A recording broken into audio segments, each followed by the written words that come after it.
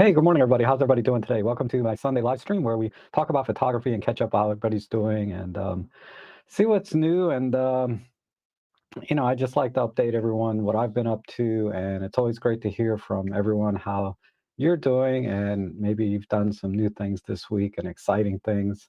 Done a little shutter therapy. I got a chance to go out yesterday with my buddy Walter uh, for some shutter therapy, as Robin Wong always likes to say, and it was great. I also went out with the photo club and had an interesting challenge. Every week David Crooks, uh, he he hosts the photo walks and sets a challenge, and this week's challenge was shadows, and I thought that was a really interesting uh, challenge because I've never really tried to incorporate shadows as the primary theme in my photography.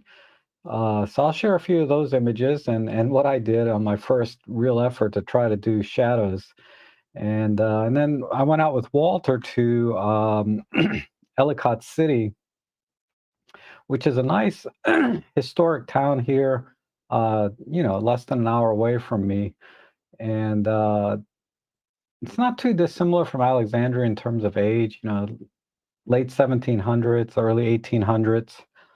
And it's a lot of interesting architecture and history in both of those cities. So and I'm primarily an architectural type guy. I'm not really a street photographer. I like lines and angles and structures, heavy equipment, things like that. Generally, shooting people in the street has been doesn't interest me a whole lot. Although it is very popular. 'Cause I haven't had good experience with that in the past, so that's probably shaping my opinion on it for the most part. Because buildings don't, give you a hard time when you take their picture, right? Generally speaking. Um, but I you know, I think I need now that the weather oh god, finally, the weather's gonna be nice this week. Hopefully, I can get out and start vlogging again and doing some, uh, point of view type vlogs and talk about my thought process for photographing whatever subjects I run into.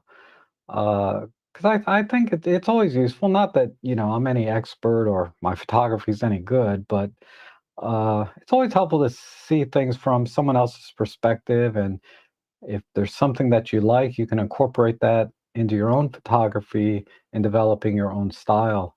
I'm still trying to discover what my style is, and yeah, it's gonna take a while. It could take years, right, for many of us. Um, but I was watching a movie the other day, Asteroid City. I think the director's name is Wes something. But after watching that movie, it's a very pastelly, interesting look, and definitely a style to that movie. Something I don't think I've ever seen before in terms of the style and the pacing and the storyline of that movie. So if you haven't seen that movie, I think as a photographer, it's a very interesting movie to watch uh, for its cinematic value, its composition, because a lot of the composition in that movie was very straight, meaning, all the lines were straight, which I'm very conscious of as an architectural type photographer. The lines were always straight and the perspectives were very interesting. Some of the ideas and the story in the movie were very interesting, but you should watch it to see. Uh, I would say you could even watch it without audio, right? Just watch it in silent mode, maybe play some music in the background, but you can watch that movie and probably get most of the story of what that movie's about without any of the dialogue. Um, So yeah, I was kind of set back. I'm gonna have to look at more movies by this director and see uh what else he does, because I don't think I've ever seen any of his movies before. Um and the dialogue and the script was really interesting too. The pacing, the the actual dialogue between the actors, I thought was fascinating and very deep in some ways. And I think it's the takeaway here is the very minimalist approach to the dialogue. Now, it was very fast paced in some cases, but in other times it would slow down, and the pacing was interesting. Anyway, I'm getting more into cinematography than photography, but these are things that I try to recognize what is unique about style in photography or cinematography. What is it about their style that sets them apart? Because when you watch a movie or see an image by a particular photographer or artist, director, you can definitely see a style. Like, like if you look at a painting from Monet, right? You know right away it's a Monet. Very unique, distinct style. Uh,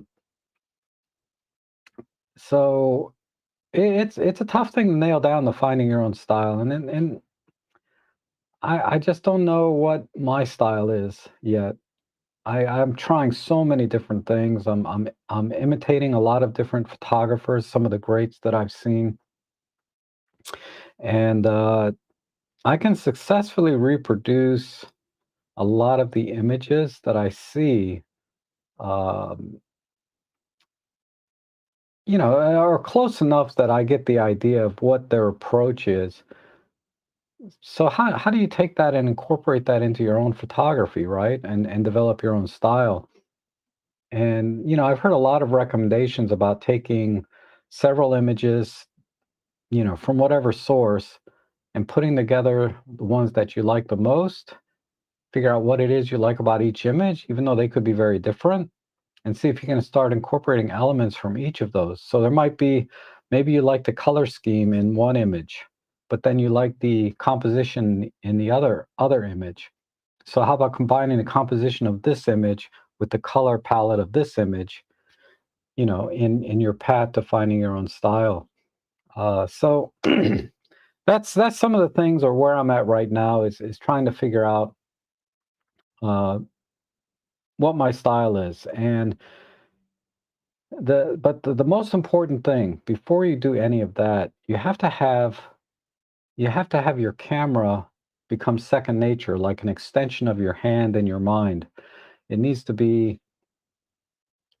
just not there, right? It's only there to record that moment in time for you, but otherwise, you don't want to have to think about the settings on your camera or making changes to the camera consciously. It should be at a subconscious level, and that requires a lot of practice, right? Going out and shooting and practicing and doing different things, so that when you pick up the camera to take a picture, your hands and your brain work together subconsciously to capture the image that you want, that you see in your mind's eye. So, uh, as everyone says on YouTube, and any photographer mentor will tell you, practice, practice, practice, practice. It's important. Um, so hopefully, some of my videos, the older ones in particular, will help you get started if you're new to photography, and learning the camera's capabilities and limitations, and working within those limitations and expanding on its capabilities. And I've always said that the OM systems, Olympus cameras, for me at least, have been uh, a great extension, and very fluid, and does everything I want it to with little fuss, you know. And to that end, I went out yesterday and I brought my Pen F when I went with Walter, that is. Uh, I brought my Pen F, the 25 millimeter f1.4 Leica, and a flash. But I also brought the 14 to 42 kit lens, which is what I was going to primarily shoot with, is the kit lens, because I wanted to shoot in the 28 millimeter focal length, which, or field of view, I should say. So I'd be at 14 millimeters on the kit lens. But I ended up not even taking it out of the bag. It's still sitting there over there in the bag. Didn't even bother to take it out because I also brought my Panasonic LX5 here, and I'll show you some of the images I got from this yesterday. This this is such a fantastic camera, and the lens is so sharp. Uh, in combination with the processing by DxO, by itself, it's okay, right? It's like any other camera that's like 10 or 15 years old, but well, not any. This is really an excellent camera even today, in my opinion. But the the main thing I like about it, other than being super compact, lightweight, is feature-wise. I really like the step zoom. So when I twist this lever to go to zoom in and out, it steps. So it goes 28, 35, 50, I think 75 and 90, right? It steps at these certain angles. So I stayed within 24, 28 millimeters, mostly 28 millimeters most of the time. And all I had to do was just one click like that. It would go to 24, one click this way to 28. If I want to go to 35, one click. And it really helps me to frame and compose my images when I have a very precise number or field of view that I can work with. Because the problem with a lot of zooms is even if you can see the focal length in the viewfinder or screen when you're zooming in and out, it's not fluid, right? You have to zoom in and out and be conscious of the focal length first before you take the picture. Versus for me, it's like one click and take a picture. If I need to click at all, I don't have to worry about it because it'll stay at whatever focal length you left it at, right? Versus a lot of mechanical or power zooms, I feel like I'm always zooming in and out to get it to where I want it to. So that is such an outstanding feature, and why I kind of prefer this over the my Olympus XZ2, which, let's see, yeah, this guy this guy doesn't have the step zoom as far as I know. Uh, size-wise, it's a little bigger, but it's not it's what's the word I'm looking for? It's not relevant, or it's inconsequential, right? It's a little bit bigger. It does have the advantage of this tilt screen, which I missed. I do like this, so uh, I think it's a tough call. It's a tough call. Do I want the step zoom or do I want the tilt screen when I go out? If they had a step zoom on this would be my preferred camera to go out. This takes technically this takes better pictures than the LX5 in terms of noise performance and sharpness and all of that. I found this to be a little bit sharper uh, across the zoom focal length, and also in terms of ISO. Because a lot of times you're shooting at higher ISOs with these cameras because you need to keep your shutter speed up because the pixel pitch, on and on and on. But this is what I mean about knowing the capabilities of your camera, its limitations, and how you should shoot with it. Because too many times people, they'll pick up a camera and like they'll pick up a full frame camera, or vice versa. They'll pick up a Micro Four Thirds camera and shoot with it like the other camera. And you really, really can't do that. You can't like just pick up a Micro Four Thirds camera if you're a full frame shooter and shoot it the same way as you do full frame.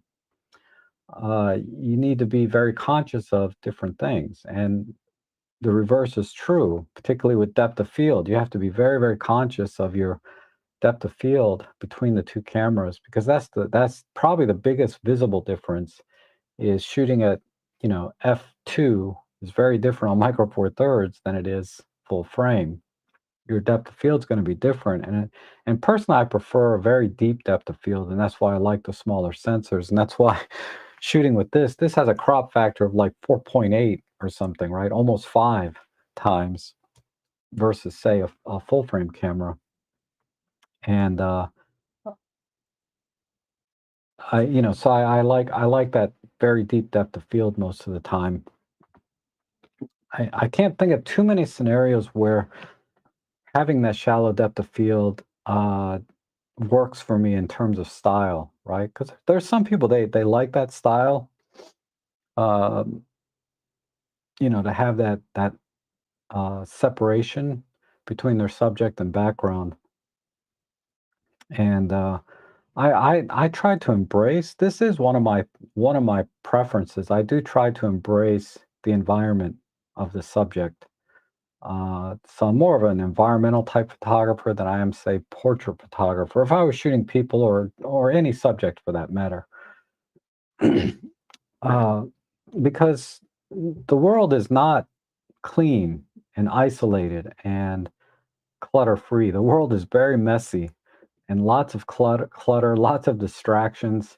So I think it's important to embrace that, include that in your photography, at least my photography, right? Include that to tell to better tell the story. Um, you know, what am I taking a picture of? Where is it?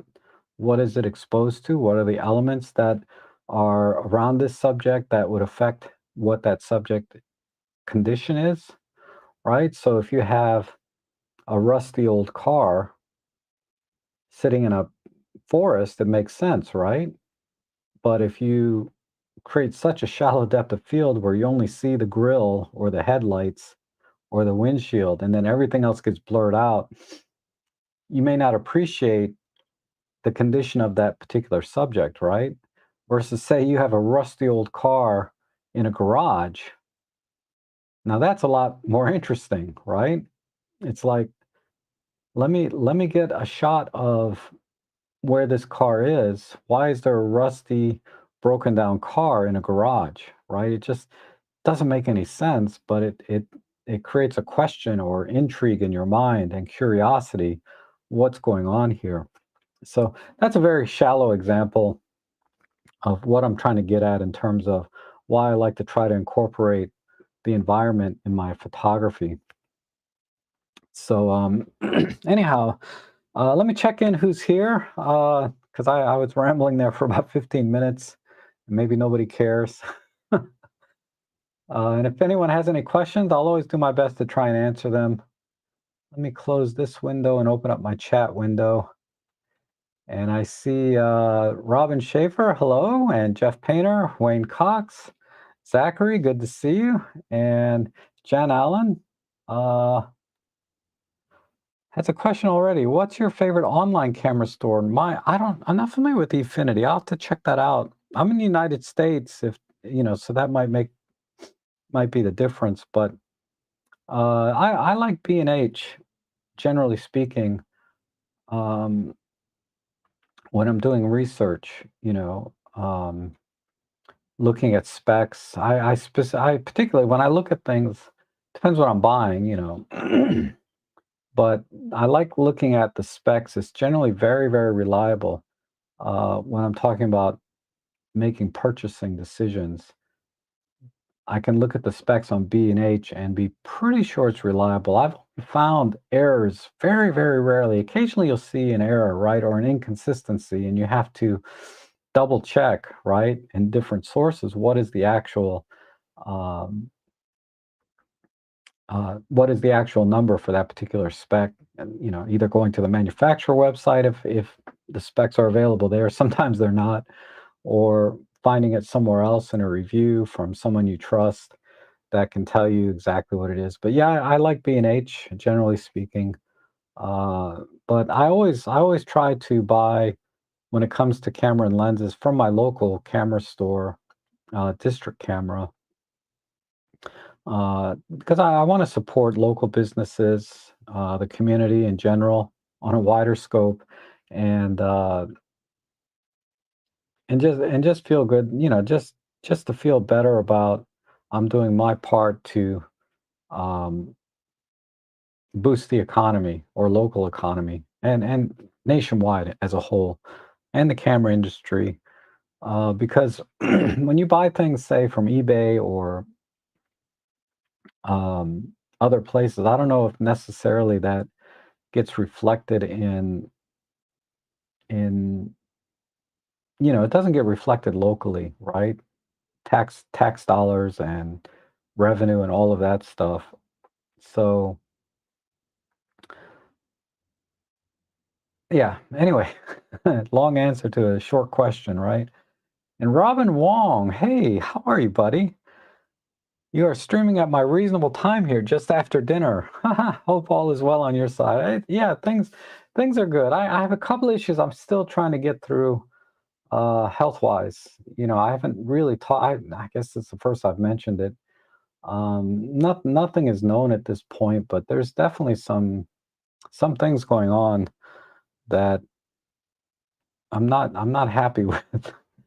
I mean, I feel about 80-90% most of the time, but it's been a while. It's been a couple of months since I felt 100%. And I've had some testing done, and I've had a minor surgery, and I've had uh, a few checkups, and nothing is coming to light at this point. What the issue is? So I'm always a little bit anxious, because you always think about the C word. Uh, I seriously doubt it's something that serious, but until you don't know what the problem is. So I'm trying to. I'm sorry to dump on you guys about that, but nothing is known. On paper, I'm a picture of health. Blood work is 100%. I'm not on any medications, and the other things came out perfectly fine. Some of the other testing I did, so I don't know. I don't know what it is, but that it also explains partially why I haven't been as active in terms of making videos. If you look at my channel, I've only done the obligatory videos where people send me products and I'm obliged to review them. Those are the only videos I've cranked out, but I haven't had the energy or haven't felt well enough to do anything more than what's required at this point. And live streaming is relatively simple because I feel really good in the mornings and I can get out for a couple hours. But after I did two photo walks yesterday. I was exhausted and not feeling good at all, which is not like me. I usually have enough energy to do two photo walks and then spend some time with friends after that, right? And go have a drink or something. But I couldn't do it. I had to get home and rest. So. Uh, Anyhow, I'm sorry, guys. I rarely talk about my personal issues, but I thought I'd try to explain why there hasn't been a lot of content on my channel that's relevant to directly to photography. Uh, I try to make the product reviews I do relevant and useful, even if it wasn't a sponsored video where they gave me the product, right? I try to make it at least somewhat useful, uh, whether you buy the product or not. But the other videos, now that the weather's nice, hopefully that helps. I can get out and get a little more exercise too, because sometimes that's all it is, right? You just need more exercise. Um, let's see, Bob, good to see you, and Bob, Jeff Painter, Clint Johnson, Roberto, good to see you. Wayne and Serge, how you doing? It's been a while since I've seen you in a stream. Sis Chora, good to see you. Robert, good to see you. I haven't seen you at any of the photo walks lately. Robert 809 is local to me, um, so it's good to see you here. And oh yeah, Wes Anderson. And there's very interesting photo book based on his style of using primary colors and sort of Oh, okay. I'll have to look for that. Um, you love Wes Anderson films, but fell asleep during Asteroid City. Yeah, it's the pacing is very different. You have to be ready to sit down for a couple hours and go through a very because a lot of the dialogue is very monotone, right? People are talking at basically one level and sometimes very fast, but then sometimes very slow, and there's these pauses in between interaction between the actors. Um, Book is called Accidentally. Okay, cool. Um, Hello from Atlanta. Good to see you, Thomas. And Kubrick films. Oh, interesting. He's in a league of his own in his cinematography. Okay. Um, First time. Oh, hi, Peter. Well, I'm so glad you could join us today for a live stream. First time here, but I've watched and enjoyed many of your videos.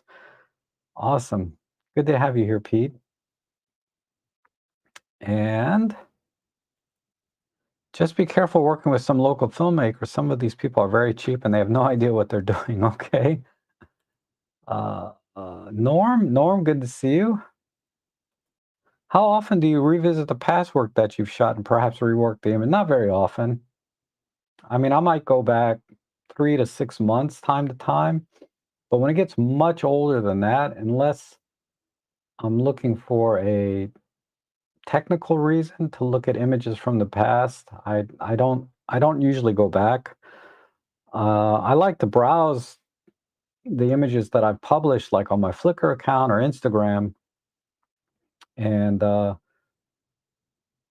just to see the change in my photography over time. But I don't go back and rework images very often. But most of my photography sucks anyway. It's just be a waste of time. And yeah, Karsh is awesome. I've definitely checked out some of his. I forget his whole name, Yusuf Karsh, or anyway, yeah, I've definitely Karsh is definitely on my short list of photographers that I look at. And Pancho, good to see you. Or Pucho, Web Solutions. And Bauman, let's see. Is there a way I can save my EM1 Mark II to focus on people's eyes instead of their nose when face detection is turned on? The EM1 Mark II, the eye detect is not great. Uh, you have to fill the frame at least as much as you see me here in this live stream, where it's filling about 25 to 50% of the frame. Then it'll really focus well on the eye. But if you don't see that little, I can't remember if it has the eye box. I believe it does. Unless you see that, it's not going to focus on the eye. And so, yeah, the M1 Mark III, the OM5 and OM1, of course, have awesome eye detect. But the eye detect on, meaning that the head can be smaller in the frame and it'll still focus on the eye. Um, but yeah, the M1 Mark II, that it's not reliable unless you fill the frame. So I don't have a good answer for you.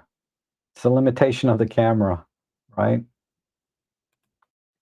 And Sixta says the GM Mark II discussed in the last live, B&H is having another five. Yeah, I saw that. 500 off plus the value of trading camera. I got my G9 Mark II at 800. Nice, nice. Yeah, that looks like an awesome camera. It's not on my short list of cameras to get, but yeah, no question, it's an excellent camera. And Jeanette, hi Jeanette, good to see you. Says I missed the beginning and started the stream from scratch because of the Wes Anderson message here. Love, love, love Wes Anderson's work, pieces of art, especially the Grand Budapest. I got to watch that. I haven't seen any of his other movies, as far as I know. Um, so I'm looking forward to that. And then Moonrise Kingdom. Yeah, I'm gonna go on to IMDb and look up a lot of his movies and start catching those because they were quite interesting. And Adam says, none of our business, but please keep us posted on your health. I know we are only digital friends. Oh, sure, sure. I'll let you know. I don't, like I said, if there's anything serious, I seriously doubt it. But given my family's history with with the C word, I have to be very conscious of, of that, right? But, I eat healthy and, I do photo walks and things to the extent that I can. I used to be extremely active. I was running, 20, 25 miles a week, like 10 years ago. It's been a while since I've been running, but I used to be very, very fit. And it was about 10 years ago. But you can see if you look at my video from 2016, you can see that I started putting weight back on, right? And then I stayed at that, fluctuated in that range, plus or minus 5 pounds for years. So I made a very deliberate effort last year to lose weight. So, because I know some of you have emailed me and asked me about this weight loss, but this was deliberate. Um, I was very, very deliberate about the weight loss that you're seeing now. Uh, so I'm not worried about that. But anyway, try the carnivore diet to heal people. Most people do beef and eggs with sea salt and just drink water. This is a huge community on YouTube. Yeah, I know. I've heard about that. I'm not a big meat eater, um, but we'll see. So we love live streams, by the way. Glad to see you incorporating them. Sorry for the reason. Oh, thanks. Yeah, I like doing them. I stopped doing them, as often as I am now. I was doing them like once a month last year, so I could focus on. Because if you look at my video production last year, it was much higher, and in terms of content, like real content, not just reviews. But this year I've kind of gone back to live streaming because I haven't been feeling, this is all I have the energy for, really. Ooh, wow, that's rough, John. But I'm glad you caught it early. And says maybe you should just slow down a little. Certainly cannot do all I did 20 years ago. Yeah, that's true. I mean, but yeah, getting old sucks, man. I'm only 57. I'll be 58 this year. And the the things that just, between, your sciatica and hemorrhoids and, you know, uh, aches and pains, just going to bed and waking up in the morning with a cramp in your leg, like that just never happened to me when I was younger. Uh, it's like, why? Why? Uh, thank God I still have my hair, right? God, a lot of people younger than me have lost their hair. Not that it really matters, it's just a cosmetic thing, but um, I'm grateful for this. Oh, thank you, Bob. I hopefully I'll get better. Um,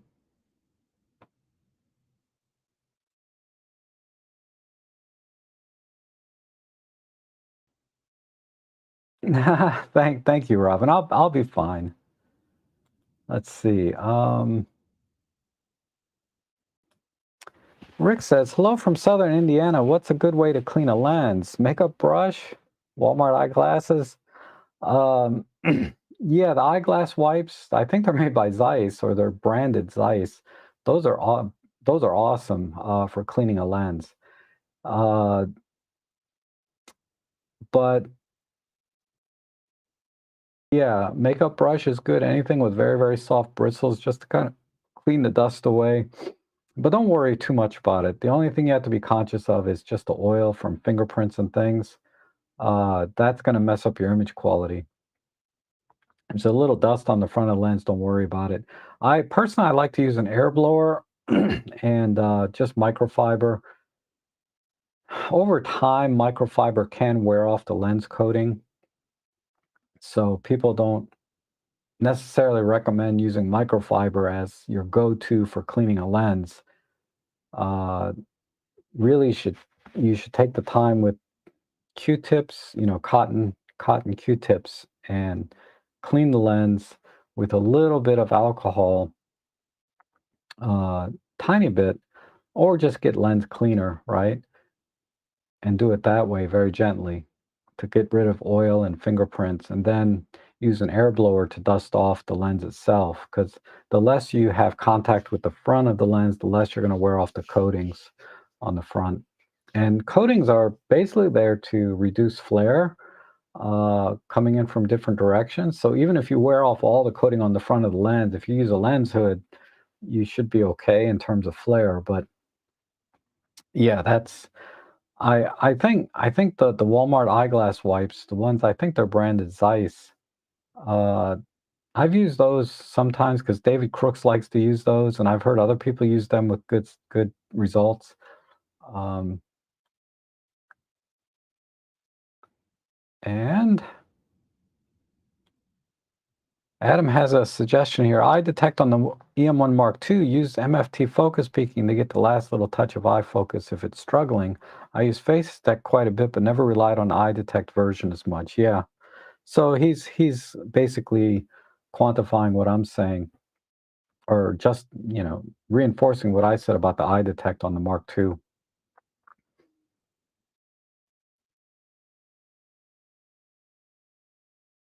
And hello, Rob from Northern Ireland. I hope you feel better soon. Sorry I'm late. Oh, thank you.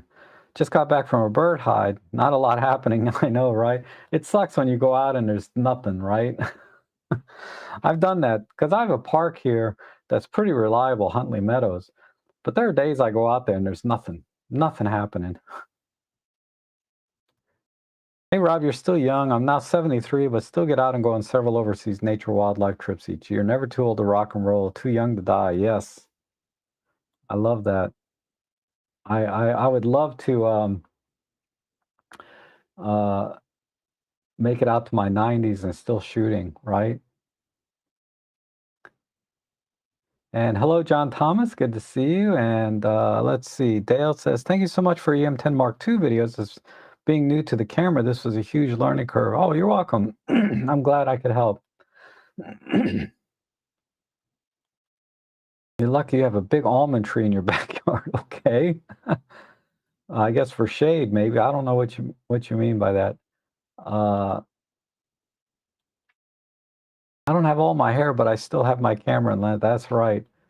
Um, okay, so let me show you a few of the images I got yesterday. Um, oh, Marco came in. Hi, Marco. You're heading out though, but I'm glad you could drop in and say hello. It's always good to see you. Thanks for that. Um, Marco's in the house just for a moment, just to say hello. Isn't that awesome? Um, let me see if I can share a screen. I'll just show you what I posted on my Flickr page. That's the easiest way. I can share a window pretty easily.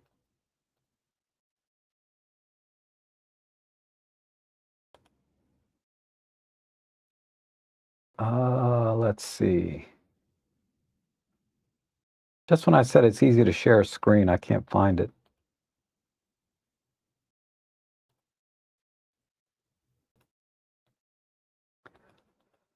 Okay, so I like Flickr because you can see the full res images. But I did 3 versions of this because I love architecture. Oh, wait. Are you guys seeing this? Yeah. So there's 2 versions. This is a black and white version. Oops. Uh, this is an old mill in Ellicott City, and I took this with the Panasonic LX5. But this is why I like the Flickr page, because you can just punch in and see all of the details here of this building. And I just love this kind of photography. I just love buildings. And where's my mouse? This is the only difficult thing when sharing a screen, is it's hard to find where the mouse is because I got like 3 screens here. Um, but that's the black and white version I did. This is the color version, and But this is actually, I took 6 pictures to put this together and, stitched them together in Photoshop, and then I edited it in Photolab 7, right? And Photolab does such a great job at resolving the details in an image, because it's reducing noise while it has its own demosaic engine. So it's just amazing with DxO. DxO can take any old camera like an LX5 and make it perform like a modern camera. But again, the detail in this image is just outstanding. It ended up being a 20 megapixel image when I had them all stitched together because there's a lot of overlap, but it's a 10 megapixel camera. And when you're stitching images or you're taking images to be stitched, make sure you have plenty of overlap so that you don't get stitching errors. Because I did another one here where I only took 3 pictures and I got stitching errors, which I'll show you that one. Um, but here's one from Ellicott City. Again, this is the LX5. Um, and I wonder if I can do this full screen. Yeah, there we go. Nothing special about that image. It's just a street shot. The only thing I can tell you photographically here, compositional wise, is you'll notice that the line from the street goes right to the corner, and that was straight. That was straight out of camera in terms of composition almost. I did straighten the lines a little bit, but it's funny how when and this goes back to what I was saying about you don't think when you're taking a picture, but your style just kind of comes through. And one of the things I've always been very conscious of are if I have any kind of leading lines in the image, they need to go into a corner. And this was a quick snap that I took uh, because I was waiting for cars to like get out of the way because there's a lot of traffic there. And after I took the picture, I was like, "Oh, I didn't check for the leading line," and there it is. The leading line went right into the corner. Had I given it more thought, I would have been more conscious of that. But this is what I'm saying. Subconsciously, my brain automatically put that leading line into the corner for me, and I didn't have to think about it. So I could focus more on that decisive moment, which in this case is like making sure there's no traffic in the street, right? Um, but that's one of the things that I'm very conscious of is where do your leading lines go into the corners? I'm not happy with this left side over here, this corner here. I wish I could have incorporated a little bit more of the sidewalk, but anyway, it is what it is. Uh, this one here, what I did here was this has been done a million times, like wedding photos. You see this a lot, where they put the ring in the binding. But the only thing kind of interesting about this image, and this is more about the camera, is the camera has a macro focusing capability, the LX5. So I put the lens into macro mode, and I was able to focus right here in the middle of the book, more or less. That's what I was trying for, right in here, so that this was in focus and everything else was just a little out of focus. But other than that, there's the only other thing here is another thing I'm very conscious of is symmetry. So I tried to make sure that, the binding was in the center of the image and that the left and right side were pretty much balanced. And the uh, the book was not perfectly centered when I walked up to it. So I moved the book a little bit out of the into the center of this window frame so that it can be more symmetrical. So symmetry in your images generally make them more pleasing as well. Again, it's not a requirement of your photography to make everything symmetrical. It doesn't mean it's going to be a good picture, but it was something I was going for in this image was a little more symmetry. The only mistake that I see here is right here in this corner is a little bit of light is peeking through this window panel, and that's kind of breaking the symmetry a little bit, but that's okay. it's but it's a little thing that bothers me.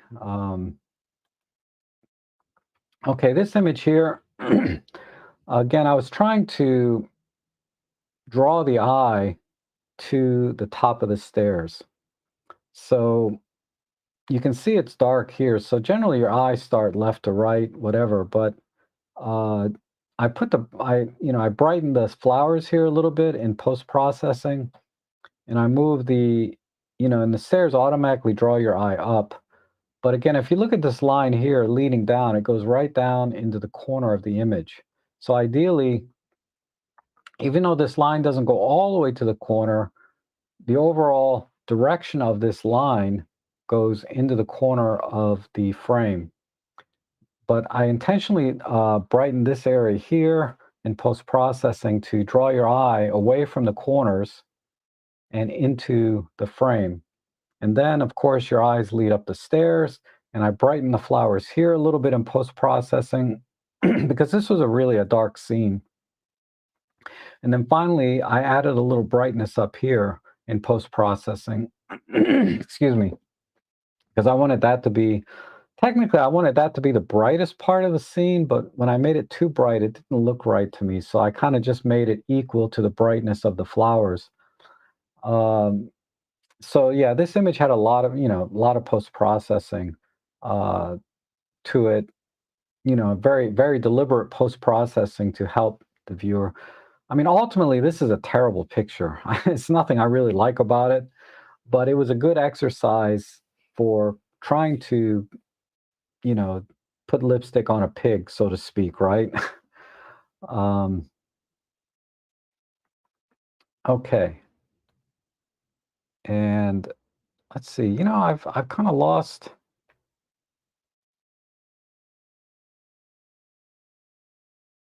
1 second. I lost my mouse here. Uh, all right. Here is this dog was named Mouse. And I just asked the guy, "Can I take a picture of your dog?" And he says, "Sure, make him a star." So here he is. This is Mouse. If you're an agency that recruits pets for movies and photography, definitely reach out and call Mouse. But I thought it was a cute dog. I love dogs. Let me check. I wonder why my. Oh, okay. There's that. Uh, okay, this was a shot where I was trying to. I waited for somebody to walk past the door and take the picture. So this is a basically a frame shot, right? Framing people in the door, and then using the leading lines from the bricks here to go up to the door. It's not quite perfect. Uh, But, this is why I don't shoot people. I never do a great job with shooting people. But I really, what I liked about this shot was I did like the lighting. I like this big window up here. Um, so ultimately, to me, this was an architectural shot. I originally intended this to be a shot for architecture, architecturally theme.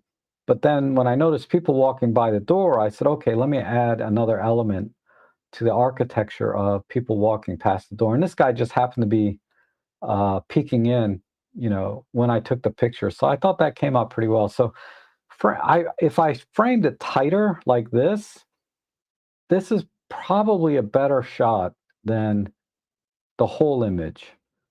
But I like the whole image more uh, because that's pretty much how I captured it in camera in terms of composition at 24, 28 millimeters.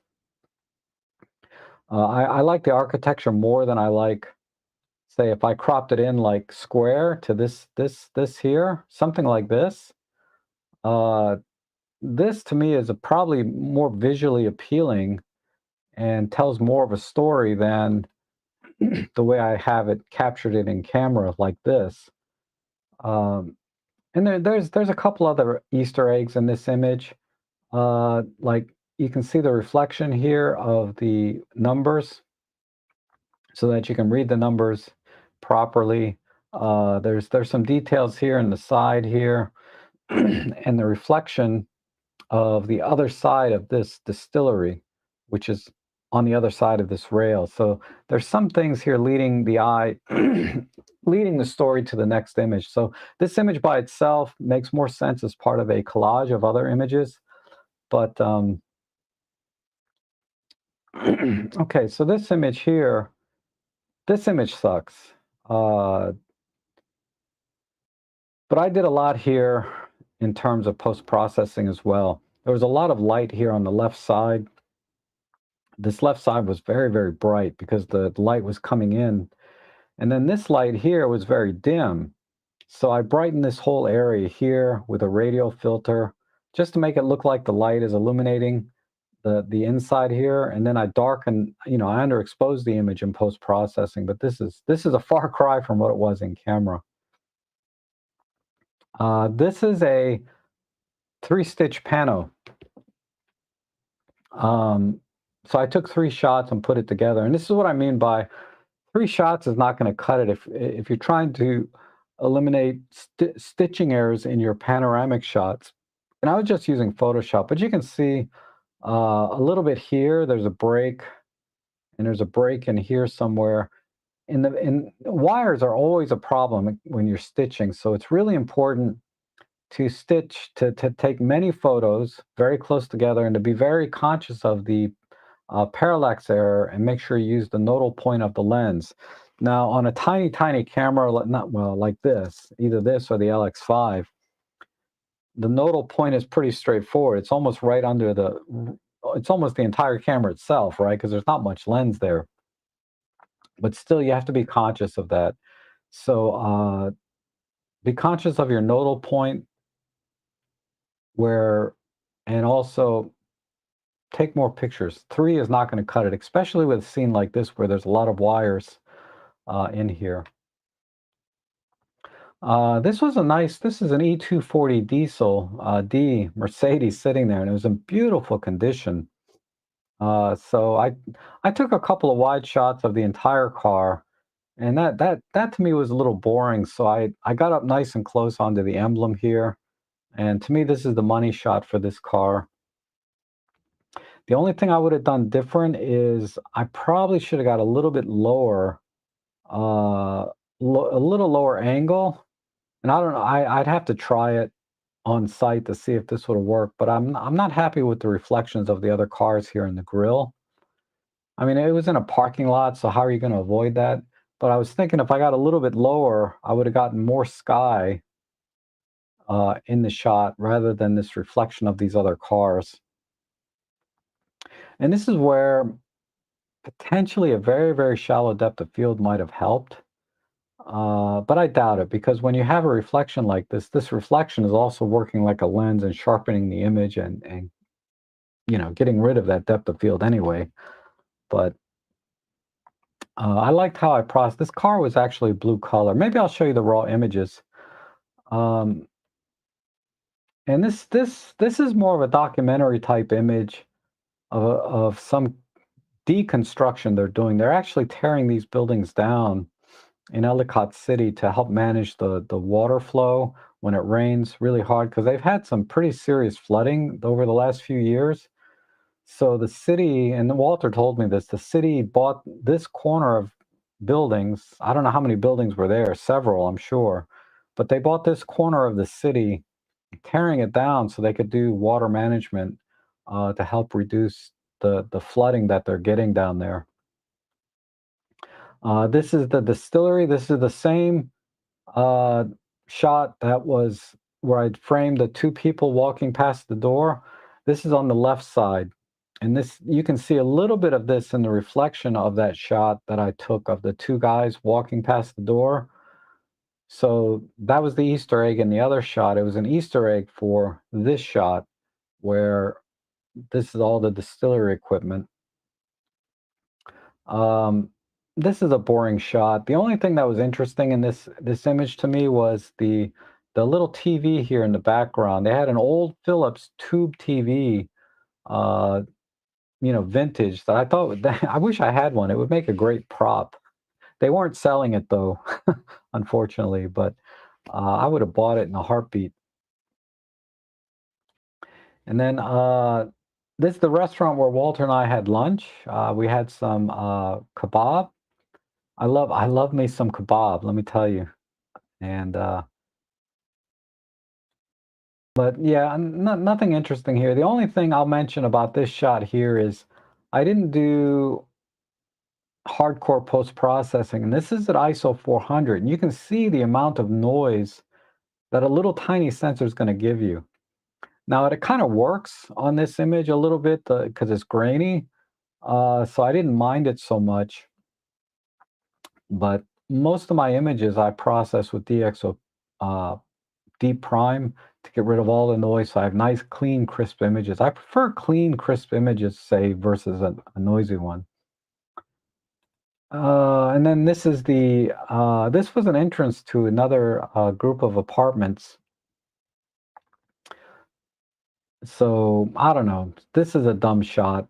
I thought these signs might help tell a story a little bit, but in the mailboxes here, this is more of a documentary of Ellicott City than it is an interesting image. It's not very interesting otherwise. This is the original post-processing I did on that building. So I'll show you a comparison of these two, and I'll talk more about the post-processing on this image later.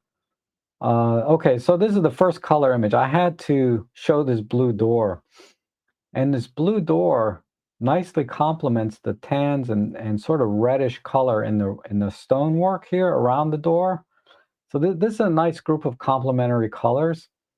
Uh, because this is more of a teal color, right? Teal and orange, right? Typical cinematic type color scheme. And then, of course, the green down here complements the reds in the stone as well. And there's a red table over here. So I thought I like the color palette in this image more than the image itself. So again, this is a journey into finding my style. Of mixing color palette and composition together, which I kind of talked about in the beginning of the stream. Okay, so that's that. And let's see. We're getting to this is a stupid picture. This is a popcorn car. The impression is that this is a popcorn machine that pops inside the car and it comes out on top. It was kind of a neat car, but I didn't spend too much time on it. Uh, I just wanted to get a picture of it just to remind me that it's there. Next time I go to Ellicott City, I might take some time to actually get a decent shot of this. But this is your typical three-quarter shot of a vehicle. Uh, Nothing special. The only thing I was trying to be conscious of is this line here. I wanted it to be straight along the edge here, so I didn't do any much processing on this other than convert it to black and white. This is a terrible picture. It didn't come out at all like I wanted it to. I think a color version might be better. I do have a color version of this, but I'm gonna skip past this. The only thing here compositionally is the symmetry and the repeating patterns of the individual flasks or whatever these are, and then also the grid lines and the geometry. So this had a lot of elements of architecture in it, with a mix of some distracting elements. I'd say they're more distracting than complementary, but yeah. This is an awful picture of the mill, but this is your standard three-quarter shot of a building. And if I was doing a paid work, like if this was a paid job, this would be a typical shot I would include in of course it'd be in color and a little bit more accurate, true to life. But this would be more typical like work shot, right? Something I would sell to the client for because what this shot does, it gives you a lot of information, right? It doesn't have any aesthetic or appealing effect. there's really no appeal artistically to this image, but it gives you it gives you a lot of information. So we can see there's these are the mills or the what do you the silos for the grain that comes in. You can see the parking lot, the entrance is here.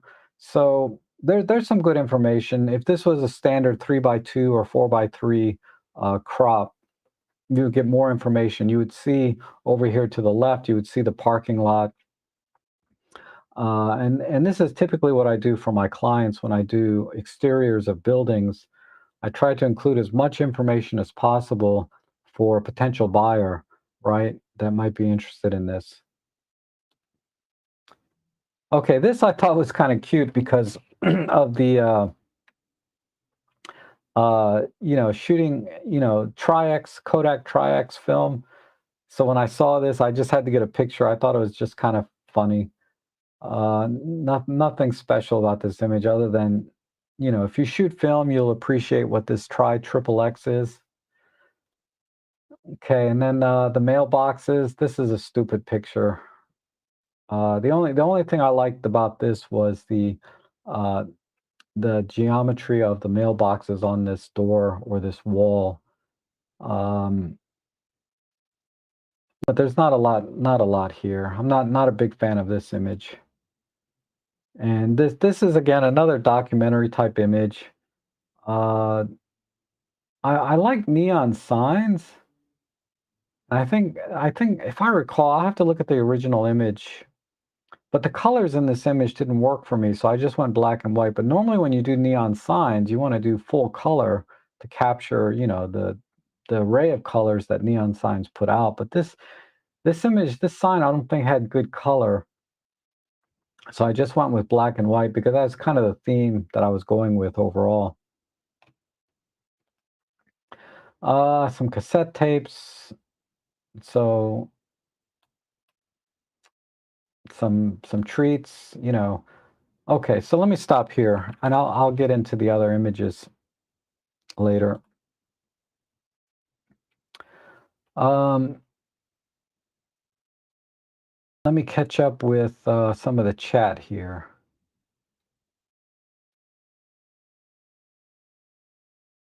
Says here, I got a vintage lens this week. The aperture ring is okay, but sticky and hard to turn. I can add a little silicone to the lens.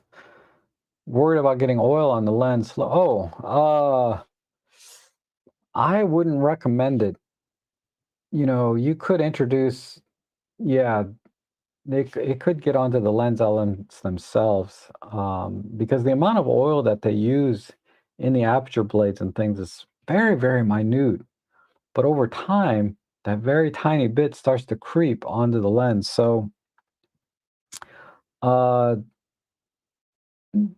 they're what they normally recommend is you take the lens apart, remove the blades, and clean them and re-grease them, right, to some extent. But I wouldn't put any silicone inside. That is going to make it worse because oil that they use in the lens has to be very, very fluid, almost like sewing machine oil, right? It has to be very, very thin, but at the same time, not creep onto the lens. So that's why they use so little inside the lens. So that said, normally you want to store lenses. Uh, Here's one.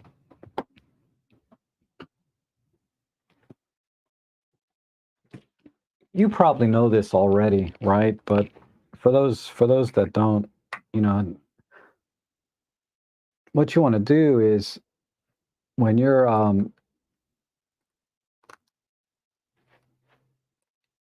ah the blades on this are broken. I didn't know that. Why? When did that happen? Oh no, here we go. This is the old AI or okay. So yeah, normally when you have a lens, you want to store it so that the blades are closed like this. and then store it, I guess face up or face down, but I would store it this way, face up with the aperture blades closed.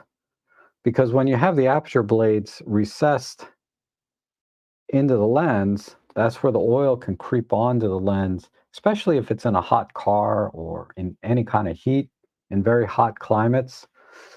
This is more common. Um, okay, so yeah, now it's working. So actually, even my blades got stuck because I didn't practice what I preach here. But this is normally how you want to store the lenses, face up. Yeah, there's definitely some oil on my lens. That's why they stuck because I didn't store it properly. So now I don't practice what I preach, and that's why they didn't open and close for me. I'll be damned. So do as I say, not as I do. In other words.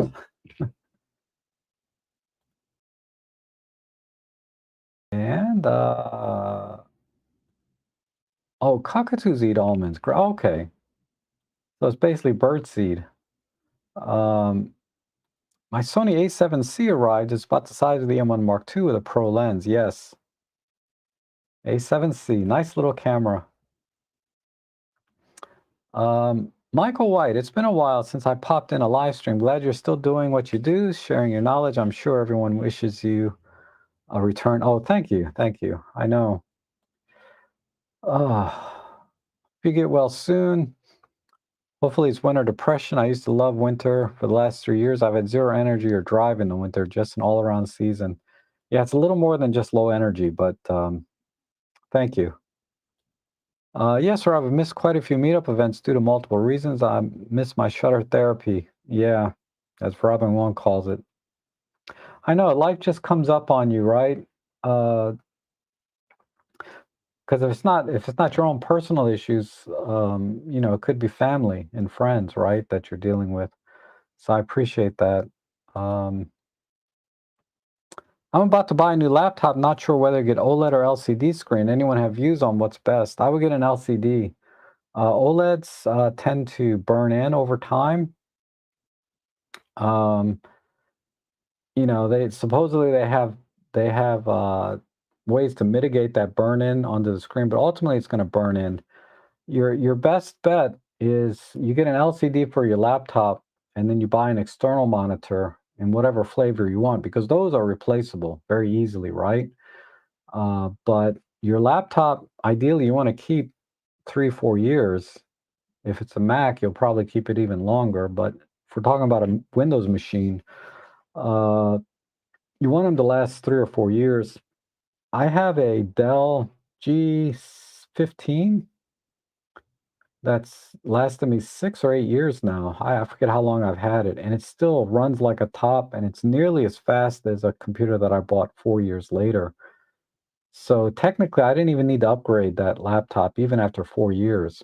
And it had the worst LCD screen on it ever. If anybody knows the Dell G15, terrible, terrible screen. Um, but I always use an external monitor, so that's the way to go. And uh, yeah, so that's what I recommend. Hi, Jack Beltane. I had stuck aperture ring. Oh, okay. This is some tip here. I had a stuck aperture ring and just use a couple of drops of sewing machine oil. Okay, so yeah, and dropped it on the rim and it freed it up. Just a couple of drops. Okay, you can try. I mean, if you didn't pay too much for the lens, why not give it a shot? I think silicone would be a mistake. I think silicone is actually pretty thick. I mean, it comes in different thicknesses, right? Even sewing machine oil can be silicone, I believe. But uh, when I think of silicone, I think of like silicone grease that I use on my bicycle chains. So that's why I kind of just alluded to sewing machine oil. But that's good advice, I think. I think that's fair. You can try it. Norman said, I love the depth of field you're getting. The doorway shot is fabulous. You're too hard. Oh, thanks. It's okay. It's an okay image. So Wayne says, I need to work on off-camera flash and focus stacking and bracketing. Yes, practice. I have a video on that actually. If for the technical things, there's not too many practical, like it's a very practical thing and technical, but it's not about composition or getting a good shot using focus stacking. It's mostly about how to use the camera. And Lucky J says, the way you captured the photo, two guys walking across the store is composed well. There's a lot to absorb. I enjoy shooting the style in my personal work. Thanks. Oh, thank you. Thank you, Lucky. I appreciate that. The mailbox photo and your door photos would do well grouped together. Yeah, they're grouped together on my Flickr page, I guess. But yeah, it's more of a collage type. A lot of those images work better as a collage of things together, maybe as a diptych or one of those trifecta type things. That would be a more interesting composition, putting them together into a single frame rather than separately like that. I'll have to try that. How do you close the blades without an aperture dial? It depends on the lens, but on these old Nikon AI lenses, there's a little lever inside here that is for the camera, the Nikon can, and the Olympus has this as well. I think most lenses have this. I don't know if it can be seen. Let me see if I can. But there's a little lever right here, see, that I'm moving. And this is how the camera closes the aperture without having to turn this. So if you have a camera that is aperture priority, it can close the aperture. You can close the aperture via the camera and not have to turn the lens, because the camera will close the aperture and not actually physically. Anyway, um,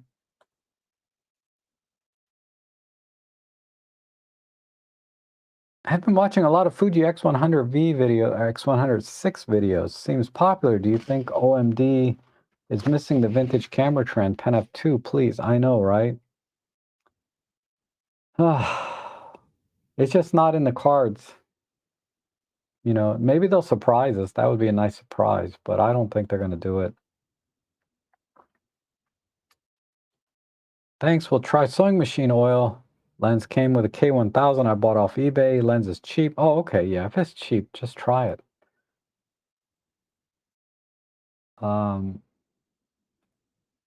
Anthony from Newfoundland, Canada. Lots of seals and Arctic ice, but no polar bears yet down this year. Yeah, I saw your seal picture. You sent another email. I haven't read it yet. Um, but I'll check that out. But okay, so that's looks like that's all there is in chat. Roberto says the mailbox door, the blue door one is great, and the mailbox one. Thanks. I didn't like the mailbox one too much, but maybe as a collage or a triptych or a diptych would be nice. Not triptych, I think trifecta. I don't know. Anyway, put three pictures together. Have an old GF1 with a 20mm lens that I still enjoy pulling out. Yeah, that's a nice little camera.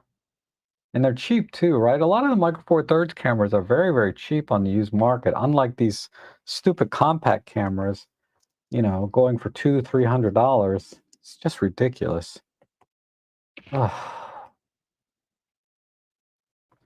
Okay, so let me go into the few images I got for shadows, and then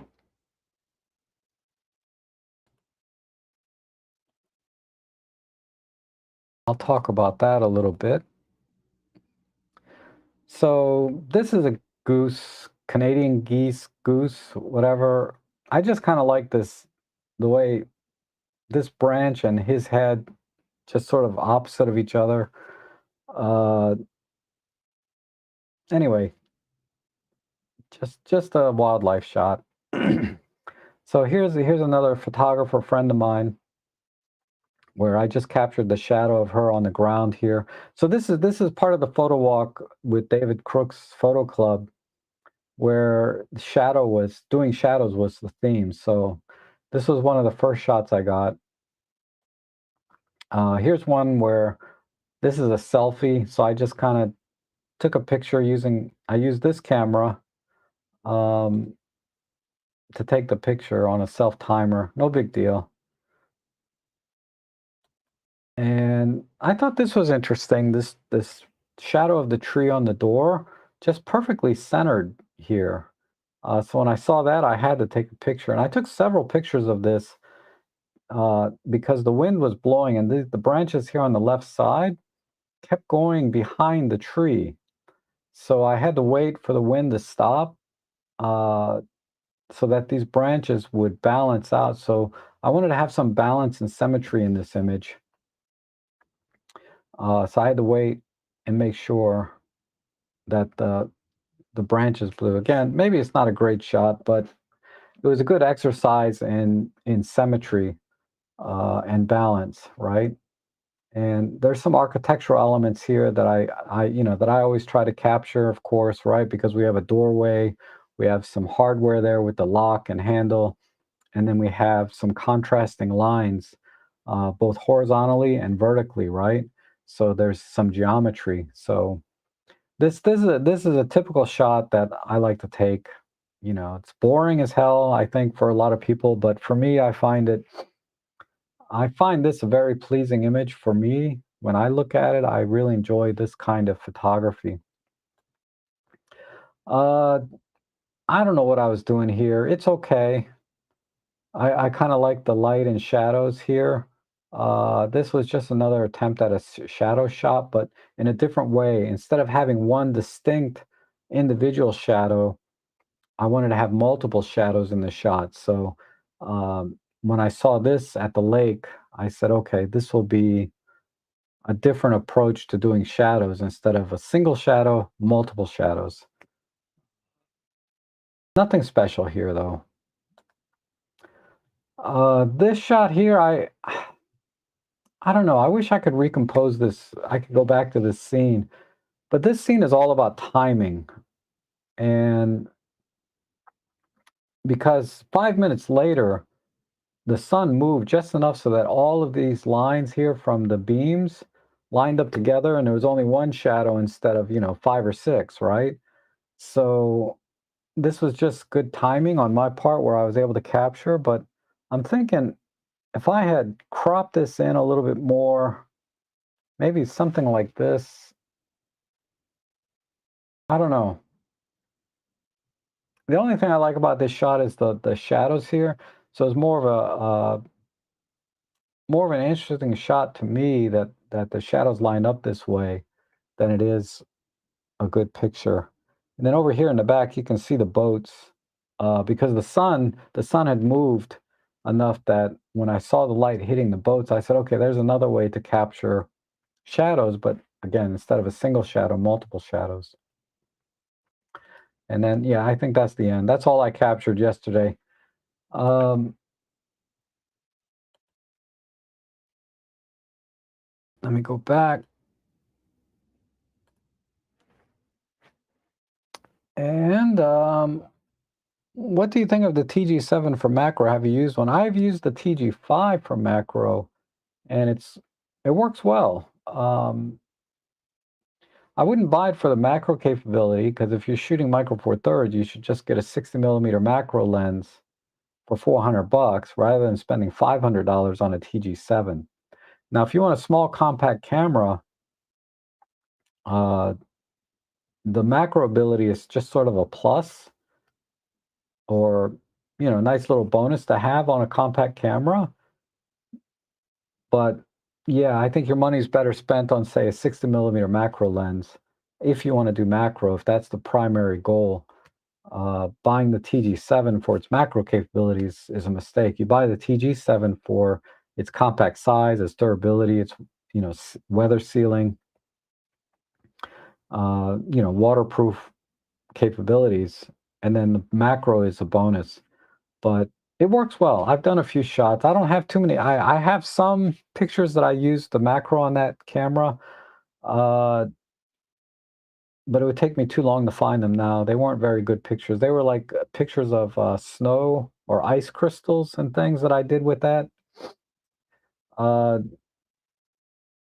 but I didn't particularly care for them. I'm not really a big macro guy, you know, pun intended, right? Big macro. It's kind of a oxymoron. I'm not big in the macro.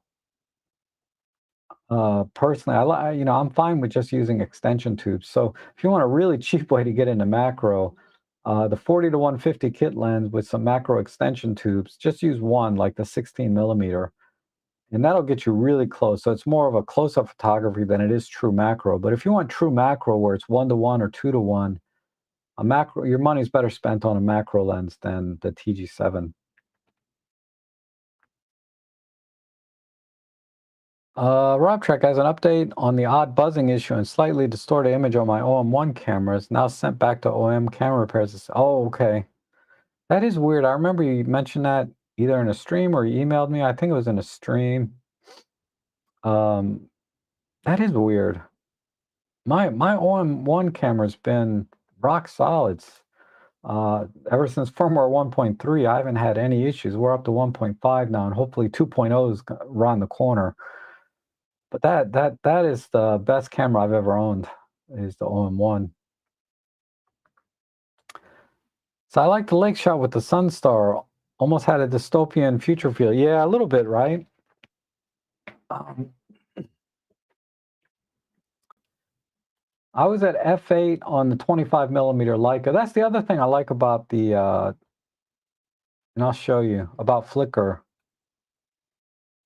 is all you have to do is scroll down, and all the EXIF data is right here, right? So if we go back to that image, you can see I used the OM1 with the 25 millimeter Leica at f8, you know, and all the other relevant data. That gave me the Sunstar. So I'm thinking if I stop down to f11, it might have been even a little bit sharper, but I don't think so. I don't think this lens is really particularly good for Sunstars. I just kind of got lucky here because it is smearing a little bit. Not as bad as the Olympus 25 millimeter f1.8. 25 millimeter 1.8 smears a lot, which I shouldn't say as bad as. It's a very different character to that lens. The 25 1.8, say, versus the 25 1.4 from Leica. This lens is, yeah, this lens is awesome. I'd recommend it over the Olympus 1.8 all day long. But yeah, and the other thing is you can't, you know, I don't protect my images from download. So if you want to download and pixel peep these images on your own computer, you can download all of them. I believe this is public. Uh, so, because none of my images are going to be ever, I mean, obviously it's for personal use. Don't tell people you took that picture and all of that stuff. But if you want to use the images or share them with attribution, like just put my name in there, that's fine. Uh, but anyhow, where's my mouse? I always get lost with the mouse here.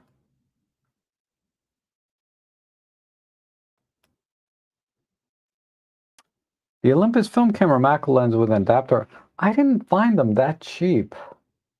Like I was looking at a 50 millimeter macro lens. It's a couple $100, if I recall. It's just some prices on some things are just ridiculously expensive. Oh, $120. Okay, my mistake.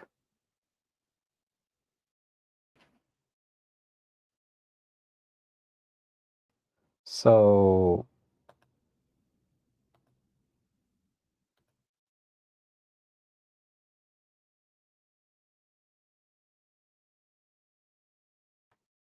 I guess 50.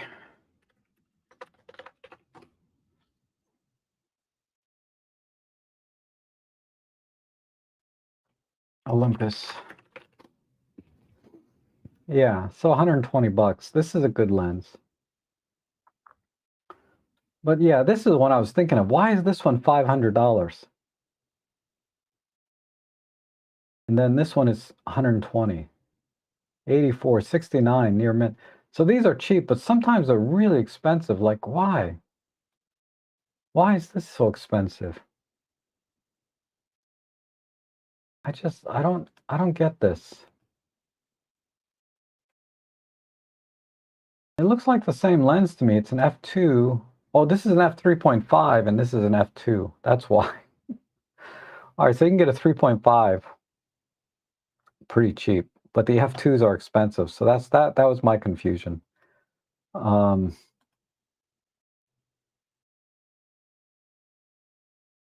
and good morning, Marcia. Good to see you. And good morning, Walter. How are you? Walter, have you added those photos yet from yesterday? Walter shoots with a Nikon Z9. Uh, and I think he had his 24 to 72/8, and I'm walking around with my little bitty, like LX5. Uh, so it's quite the contrast in terms of cameras, because he had a Z9, and not only did he have the Z9 with the 24 to 72/8, he had an L bracket on his Z9 or some kind of Arca Swiss plate of some kind. I was like, Jesus, Walter, why don't you attach some dumbbells to this and get a real workout? That was a beast. And then when you throw on, we took one shot with a Godox V1 on top, and I guess ultimately a camera's a camera, right? Doesn't matter what the size is, but just the contrast between, I think his battery weighs more than my whole camera. The battery on his camera probably weighs more than this. um, I seem to remember an excellent 60 macro lens was also good for Sunstar. Oh, okay. Could be. I haven't looked at, like I said, I don't look at macro lenses that much. I'm thinking about getting the macro lens for Micro Four Thirds, but I'm leaning towards, I don't know. I need to pay off some things. I accumulated so much debt with this stupid Sony camera. I had a 3,000, it's 3,000 bucks. It's ridiculous. Dumbest thing I've ever done. Uh Still working on the photos, yeah. Um But yeah, post them on Flickr. I don't even know where you post your images, or just text them to me, I guess. Um, I don't spend a lot of time editing. I just a few minutes on each picture, except for there'll always be one or two halo pictures for me that I really like from the particular shoot, and I may spend a lot of time on that, and I'll come back to that mill picture. But if you haven't been to my Flickr page, Walter, I posted two more versions of that mill image, one in color and another black and white, because I wanted to increase the contrast a bit. Sometimes on Instagram, sometimes on Facebook. Okay. Um, oh, Robin, you bought it for 20 bucks. Yeah. Yeah, if you're patient, deals can be had, right? Uh,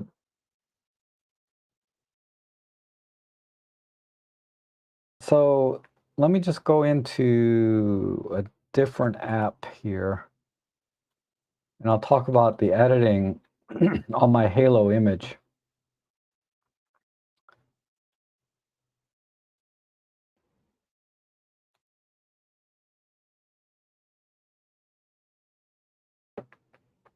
Okay, so here's the original image that I processed, and then these are the other two versions I did.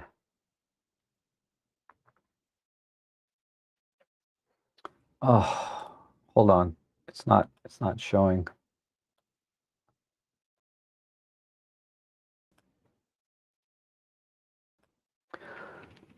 So this is the original image. This is the color version that I did, and then this is the second black and white. So let me get rid of the color. We'll come back to that one. Oh, I don't want to delete it. Let me pull up these two. Okay. So you'll notice on the original image here on the left, the contrast is a lot lower.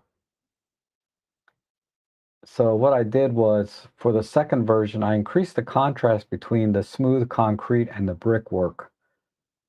Uh, so you can see, you can see quite a bit of difference here. That's all I really did. The other thing I did is, you'll notice that the sky here on the left side, it's kind of blown out because it just exceeded the camera's ability to capture highlights. So what I did over here is I just kind of brushed in some normal clouds from another part of the image. So I copied like a little bit from here, and I brushed it in at 50% onto the left side. So now this left side here has a little bit more cloud detail, say, than just being totally blown out. Uh, but yeah, so that was the version there. And then um, this is the color version I did. So we have blue doors and red, so there's nice contrasting colors there. And I kind of like the color version best because I did it in black and white by default because that was kind of my theme for the entire shoot. But uh, the few shots I did in color, I really like. And I really had to crank up the contrast, or the contrast in the colors. Because let me just show you the raw images real quick.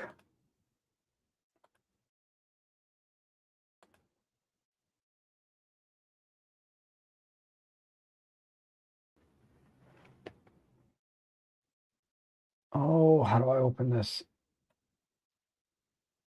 So here is the here's the processed image, but that's the original raw image right there.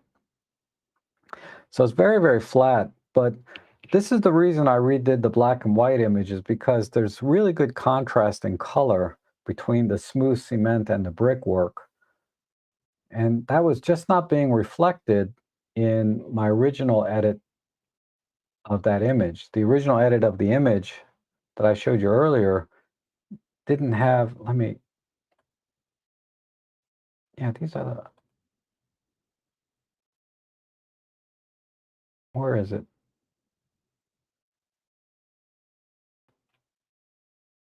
That's one, where did it go? Well, anyway, this image now has more contrast. But I just ended up liking the color version because the contrast between the cement and the brickwork is even more stark. I like the contrast of this blue color against the red brickwork.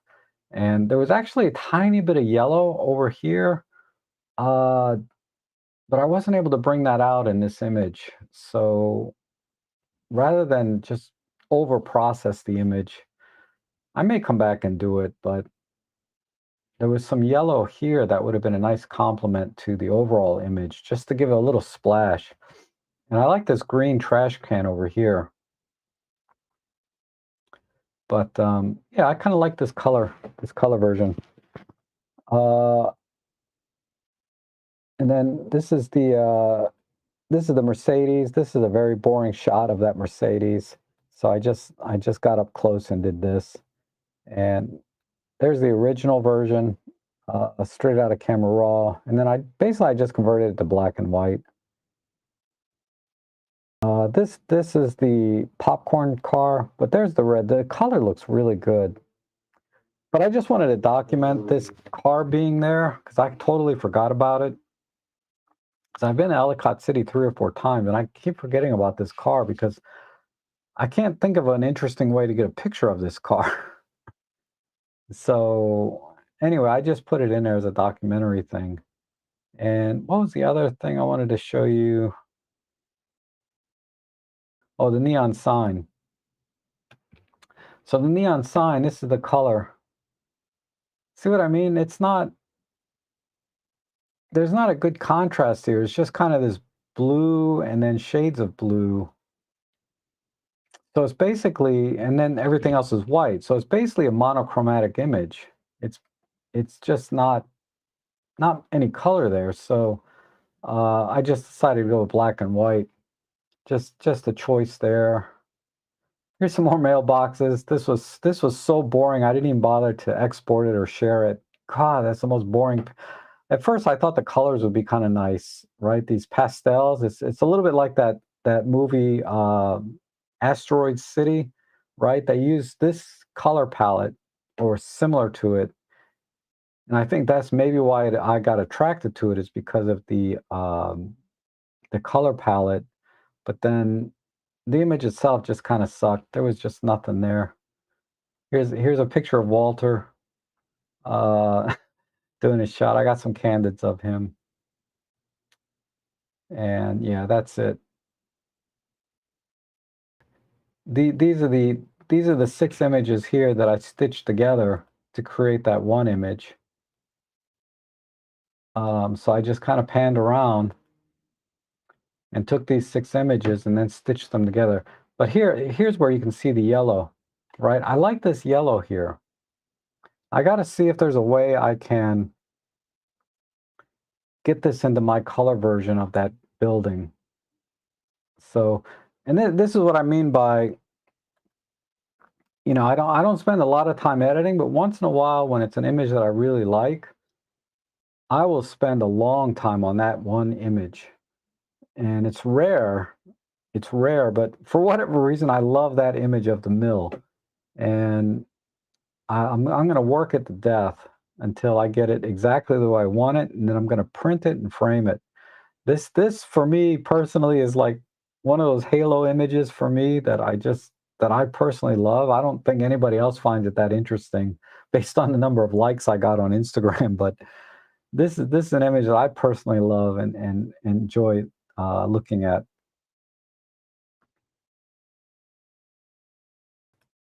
Yeah, Sony expensive is.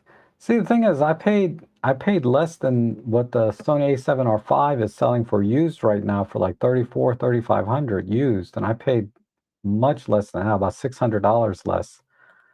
Uh, anyway, I don't want to get into that.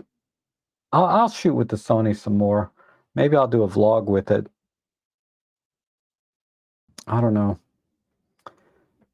Because it does take really nice pictures, actually. It really does. But does it take three or $4,000 images? Not really.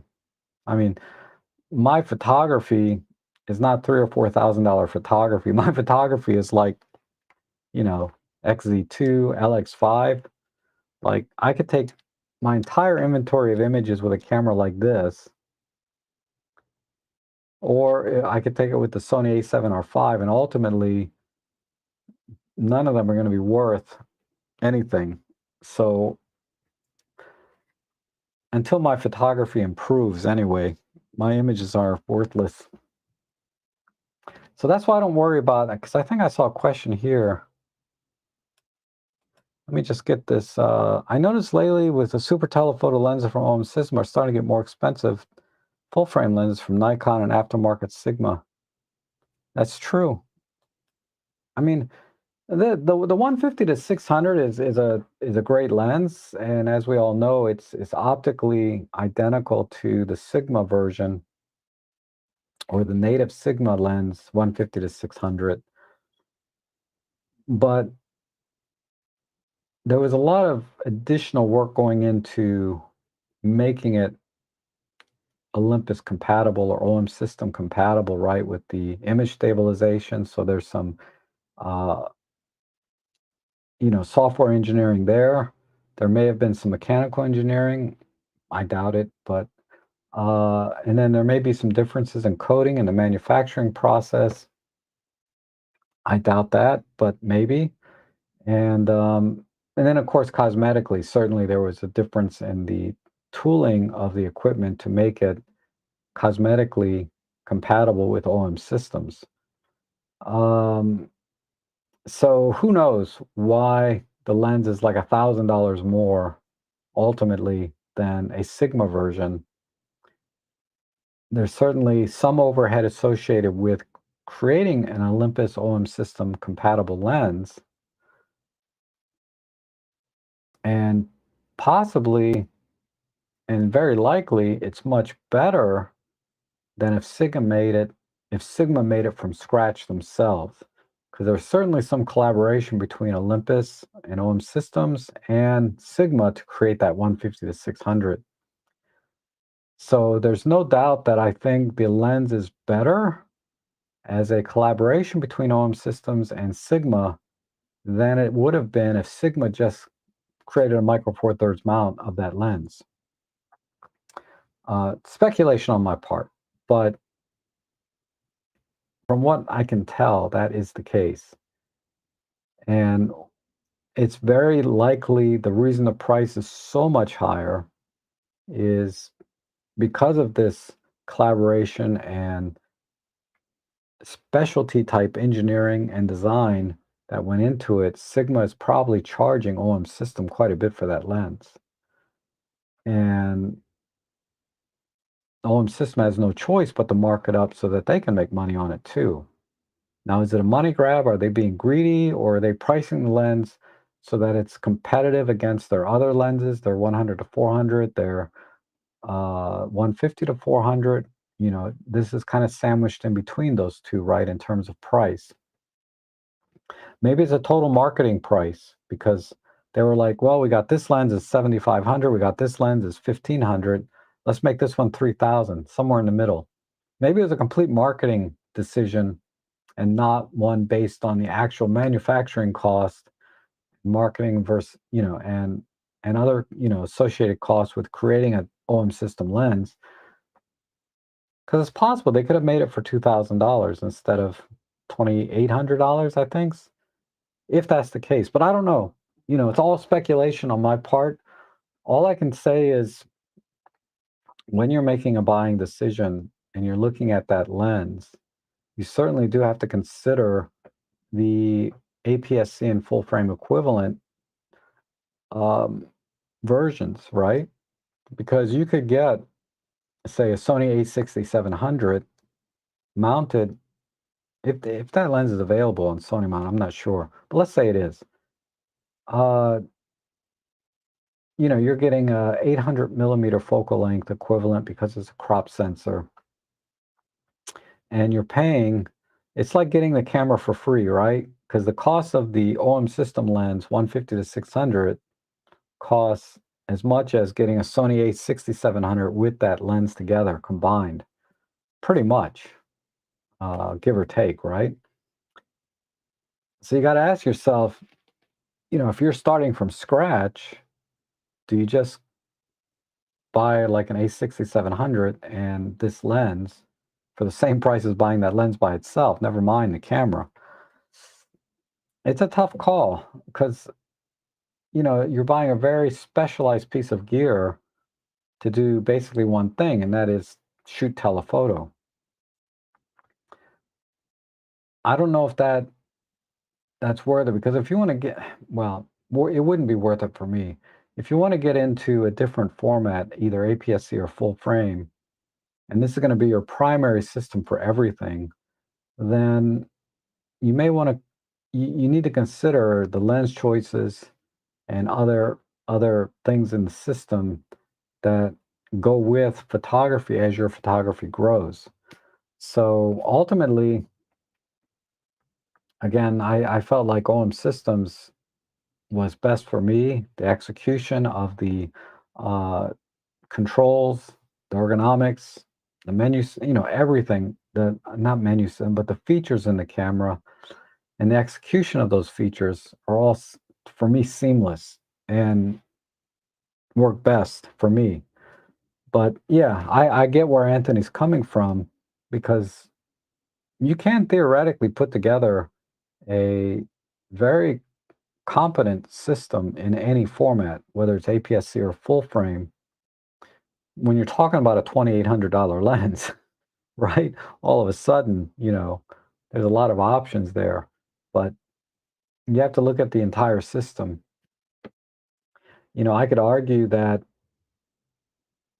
if I just want to do birding, I'll buy a 6700 with a 150 to 600, but will the results be as good or better than the OM system camera? Because the A6700 is nowhere near as capable for wildlife photography than an OM1, for example. Certainly get you there, and skill set is probably 80-90% of the kind of results that you see from these beautiful wildlife images, and the camera makes little difference other than, the ultimate image quality. But in terms of capturing the image and capturing a nice wildlife image, it has to do with the photographer.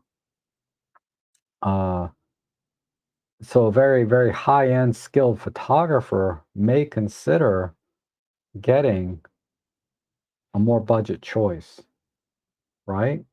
Where they don't need pro capture, they don't need, 90 frames per second or whatever it is, 100 frames per second. They don't need to use any of the other lenses in the system, right? They don't care. There's a compact, tiny lenses for micro four thirds. They may look at it from a totally different perspective. Uh, so I don't, you have to make a decision that's best for you. Don't buy a camera system or get into a camera system because on this one particular niche, it's more affordable, right? Or appears to be. It it may ultimately be the wrong choice in the long run because of all the other things that you're going to do with this camera, not just this one telephoto aspect of it. Um, but anyhow, Norman's asking, what app do I use to catalog my images? I don't. I do everything manually. Uh, by year, quarter, day. Sometimes I use keywords, not so much. I don't use keywords too much. I'll put keywords in case I do want to reference or try to find something obscure or I want to label something information. But yeah, I don't spend too much time cataloging. It's year, date, month. And then for me, the images that I care about, I post on the Flickr that I want to keep. And I do group those by camera, by lens, by location, by subject, things like that. Uh, but I don't do anything here. The only separation that I do of my images is when I'm doing stuff professionally, like I'm getting paid to do work, that goes in a totally different type of cataloging system. Because professional work is not, particular architectural photography is not age dependent, right? It doesn't matter when I took the picture to the client. They don't care. Usually the turnaround is 24 to 48 hours. And once they're delivered, it doesn't matter when I took the picture. So more important is, address, location, um, client, which client it is. So I have different folders for different clients, and within that, I have different locations. And then within that, I got folders for what was delivered and what are the raw images and video, if there's video. But yeah, I don't catalog anything using software, so to speak. I did catalog things with Lightroom a lot before I got into Photolab a few years ago. And when I switched to Photolab has a very rudimentary cataloging system. It doesn't have any cataloging system. So I got off of Lightroom's cataloging and working with my own just systematic way of, and it's basically a chronological list. But yeah,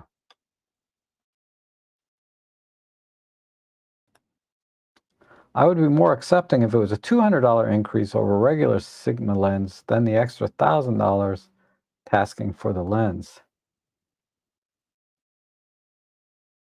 Yeah, I don't know. I don't know how they priced it. I mean, it'd been nice if it was only a few $100s more, right? But it's significantly more. And it makes sense for a lot of people to invest in that. But it potentially, like I said, it could be better than the original Sigma version. just because they are optically the same doesn't mean that they perform the same. It it could be, but I don't know. I'm speculating, so I won't say anymore. Back in 2014, full frame cameras and lenses were out of reach to most and mature photographers. Yeah, I mean, let's be honest, most of us are just enthusiast photographers, right? We're not shooting professionally, or we haven't in a long time. Most of my audience is like 55 plus, right? Retired from photography professionally. And as a professional, you look at things depending on your level, right? If you're very, very high-end professional, you're renting a lot of your gear anyway, right? But if you're a working stiff like me, where you're getting calls from clients and going out and doing a job, whether it's real estate, commercial, or portrait work, weddings, events. This is like the working class type photographer, right? Profession, quote unquote professional. We're going out and taking pictures, and like I said, if your skill set is very high, the camera matters less. And there are many photographers that are still using their old DSLRs. They didn't even go to mirrorless because they're doing just fine. And it has to do with that subconscious use of the camera where you're not thinking, right? Because they got muscle memory, and they're so trained to using the camera that they have that they may just buy another one, the exact same model, right? But for those of us that are enthusiasts and love cameras and gear, we want to get a good deal. We want to get the best we can get for the money, for our hard-earned money, because our money doesn't necessarily come from photography. It's coming from our normal day jobs. And if we're going to spend any of our disposable money, we want to get the best value. And certainly over the years, the gap between Micro Four Thirds and other formats has narrowed quite a bit with respect to a lot of the features that people bought Micro Four Thirds, right? Small, compact size, lightweight, innovation, computational stuff, right? We got into the Micro Four Thirds system because of all of these advantages. And now that gap has narrowed quite a bit. A lot of the cameras are offering, like someone just posted, the Canon R8 has an amazing in-camera focus stacking, which I didn't know. Because up until now, my Sony and my Fuji doesn't have in-camera focus stacking, and the high-res shot mode sucks in those cameras. Just flat, I'll tell you, they suck. I will never use them. But the overall message here is that that gap in terms of this, in terms of reasons to buy Micro Four Thirds has narrowed, both in price and features. Uh, and then ultimately, the size, Micro Four Thirds will always have an advantage because of the lenses. I know the 150 to 600 is kind of like an outlier, uh, but it's not, because a lot of lenses, it doesn't matter so much the size of the sensor when developing the lens. What drives the size of the lens? I mean, some of it is, of course, due to the size of the sensor, but is what is the optical quality that you want from that lens? There's an inverse relationship between the size of the lens and the quality of that lens. So, one example would be the 25 millimeter. Let me get that lens. Uh,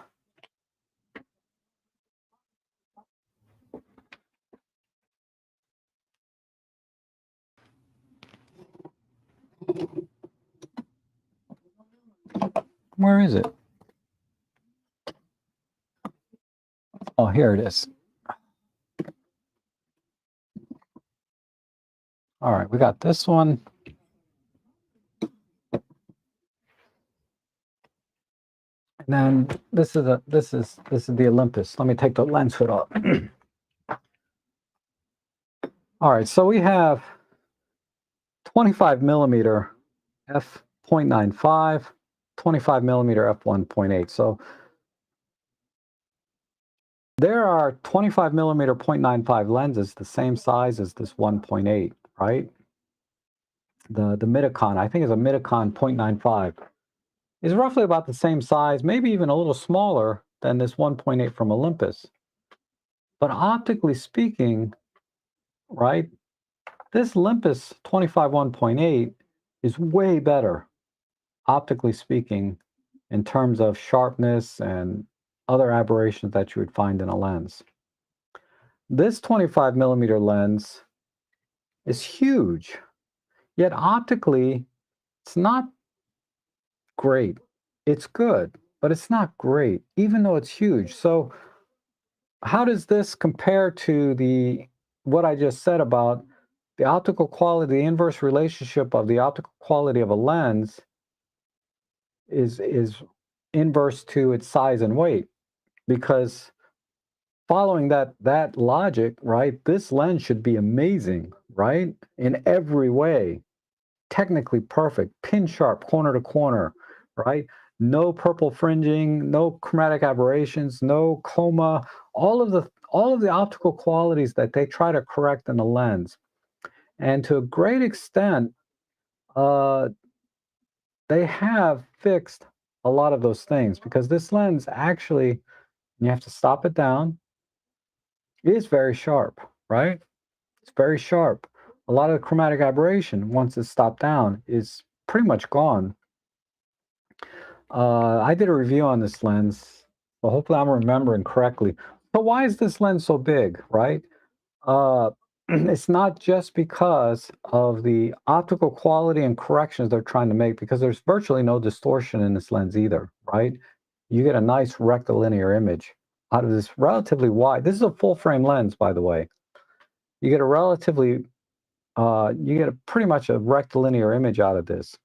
So there's a lot of work and design went into this lens to make this, and the lens elements comes right out to the front here. There's no hood here. This is the front element here.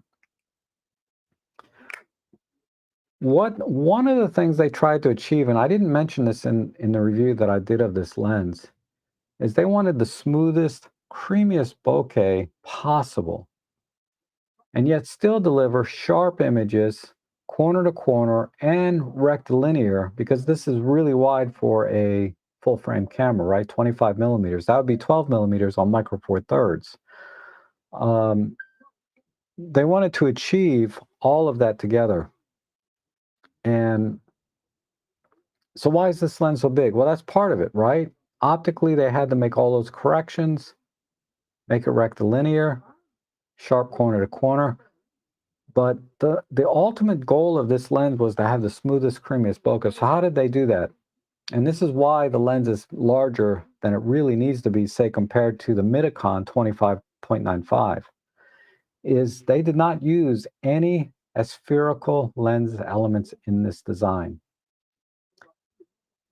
Spherical elements in a lens greatly reduces the number of elements you need to correct for a particular aberration, whether it's, purple fringing, um, coma, these sort of defects in the image quality. Spherical lenses correct a lot of that with fewer elements. So you can get away with just a couple of, like one spherical element can get rid of two or three elements that are your regular convex, concave type lens elements, right? The spherical lens, this has none. Why did they do that? Because it's going to make the lens bigger. They did that because the spherical elements, those are the elements in a lens that cause the onion ringing and the weird patterns that you see in the bokeh, the dirty bokeh, right? So when you see onion ringing in bokeh, in the speculars, that's because of the spherical elements. If you go back to my lens review on this lens and look at the bokeh from this lens, you'll see that there is no onion ringing in this lens. There's no like soap bubble effect, right? That's not really due to spherical. That's a different thing. But that's another reason there's so many elements in this lens and why this is so big. So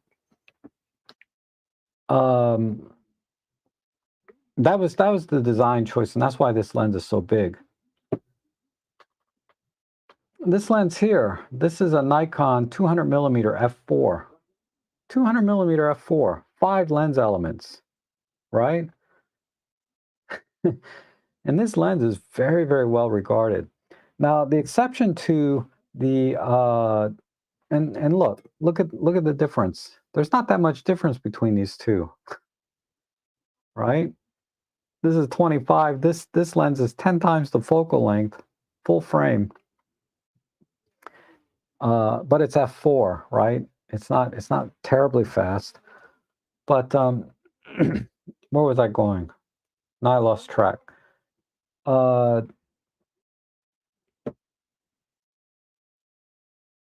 I lost track of where I was going with this now. I would say, give me a second. It's been a couple hours, that's why. Give me a second. What was I gonna, when I picked up this lens, I lost my train of thought. I was talking about this, spherical elements, yada yada. I don't remember. Sorry about that, guys. But anyway, those are the things. So the other thing is total light throughput that the lens has to create, right? Because we have the what do you call it? Full frame sensor needs 4 times as much light as a micro four thirds sensor. So ultimately, the lens is going to have to be bigger because of the sensor format. The overall length of the lens is very dependent on the rear element, right? Because you can put a different rear element and make this lens a little bit shorter if you want to.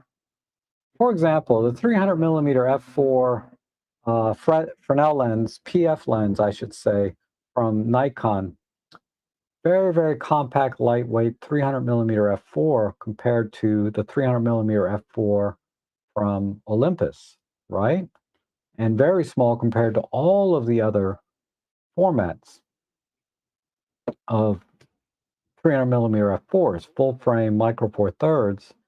The 300 millimeter f4 PF lens from Nikon is very small, and that's because the rear element, or one of them in the back, is basically a Fresnel lens design.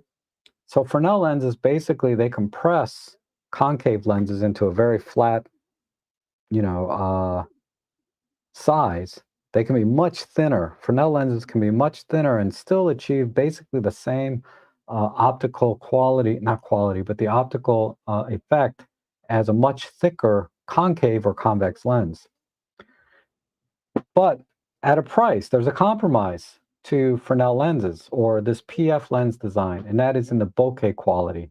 If you look at the bokeh quality of a 300 millimeter f4 PF lens, your eyes are going to bleed because it's just a train wreck. You can work around it compositionally. You know, most photographers that are high end have a high skill set and know the limitations of their gear. You're never going to notice problems in the bokeh of or the out of focus areas of a 300 millimeter f4 PF lens because they know how to shoot with that lens and get the most out of it in a way that is pleasing, et cetera, et cetera. But technically speaking, if you take the speculars from the 300 millimeter f4 PF lens from Nikon and the speculars from the 300 millimeter f4 from Olympus or any other company, the bokeh quality, there's a distinct difference, and it's just terrible on the PF lens.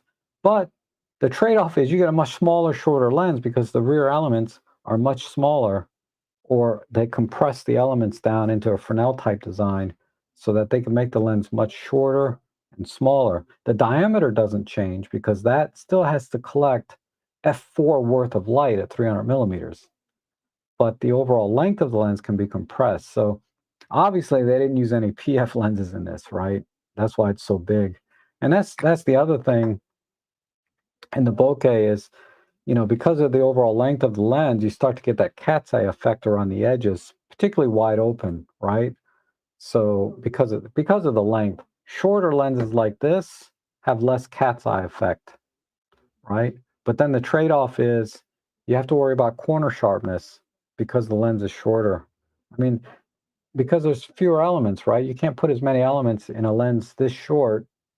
So that's why pancake lenses, despite everyone talking about how great they are optically, like the 20 millimeter 1.7, there's going to be an optical compromise somewhere in the ultimate image, somewhere. We're using current lens technology. Okay, so that's my BS on lens design. But going back to the 150 to 600, um, even if they designed it for micro four thirds, there's really no way that lens can be smaller because of the front element or the entrance. The front element is not the entrance pupil. Ultimately, the front element has to be bigger than the entrance pupil, right? The entrance pupil is usually somewhere down in here, near the aperture, and then the aperture ultimately becomes the entrance pupil of the lens because you can stop it down, right? But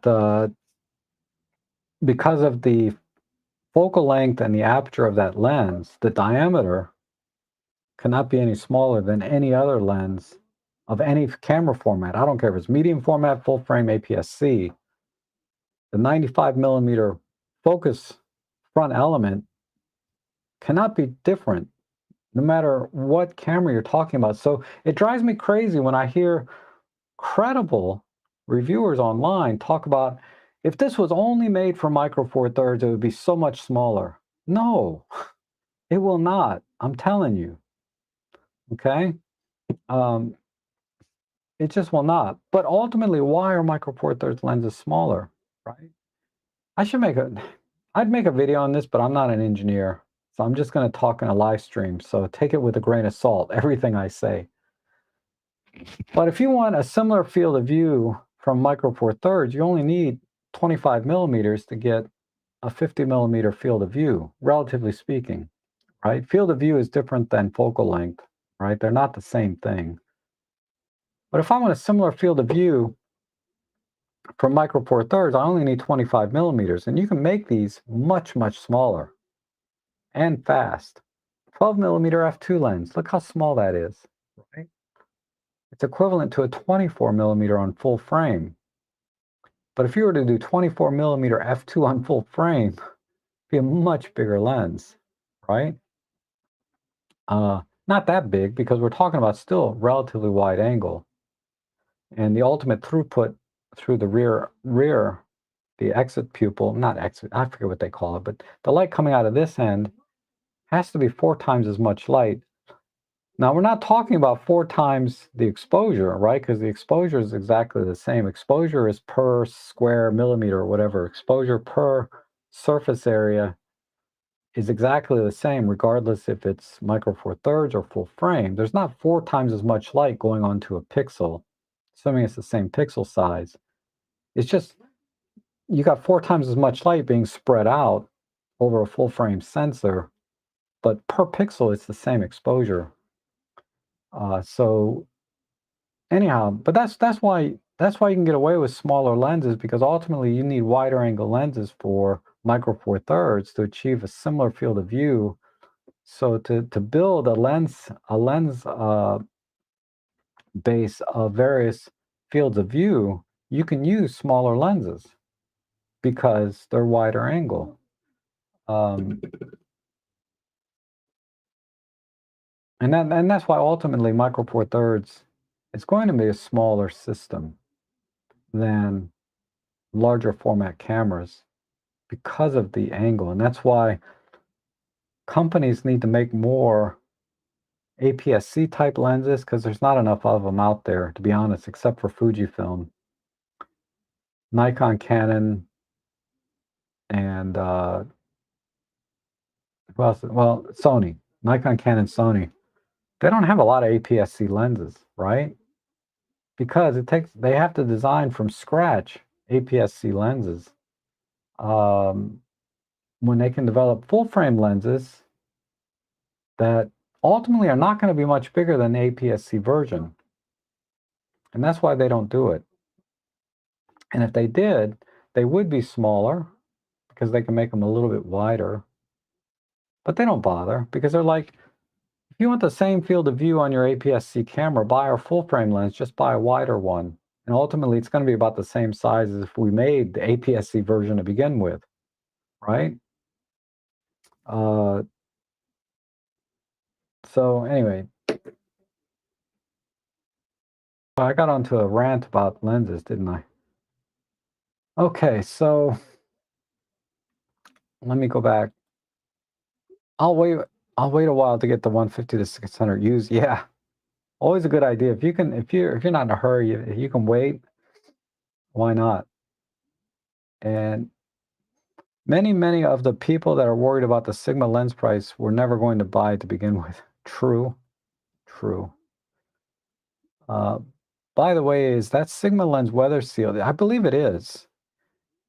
By the way, is that Sigma lens weather sealed, and was it already weather sealed before OM system? Yes, I believe it's always been weather sealed. So that's not significantly adding to the cost. It may be weather sealed better than a Sigma equivalent, but I don't know for a fact because the Olympus lens, OM system lens, I should say, is rated, I believe, for a certain amount. So they may have had to improve the weather sealing as well as maybe the coatings on the lens. So it's a whole different manufacturing process. And like I said, ultimately the Olympus lens may be a superior version to the Sigma version, even though optically they're identical. But saying something is optically identical is only one thing. We're not talking about coatings, not talking about weather sealing, obviously, or engineering, software engineering of the lens. Maybe even the IBIS in the lenses there, I doubt it. Maybe the focusing motors are faster, I doubt it. There could be other things in that lens that make it superior than the Sigma version, but I'm just speculating. What I'm not speculating about is there's definitely a lot of overhead went into making that lens OM system compatible and to work as well as it does, because reports on that lens have been, so far, what I've seen and heard, have been excellent. So a lot of engineering went in to make that lens work well on Micro Four Thirds. Okay, Tin House Studio still exclusively uses 5D because they deliver. I think he's moved up to Fujifilm X100, or not the X100, but the 100 megapixel medium format. But he did use the 5D DSLRs for 10 years or something, like forever, from when they came out to up until about last year. He used the Canon 5D S, the 50 megapixel Canon sensor. Um, but somewhere along the line, he stopped using those cameras and was renting phase ones or whatever he needed for a particular job. He said the smaller jobs that are like $5,000 or whatever, he might use the Canon 5D, but for the higher end jobs, he's going to rent a phase one.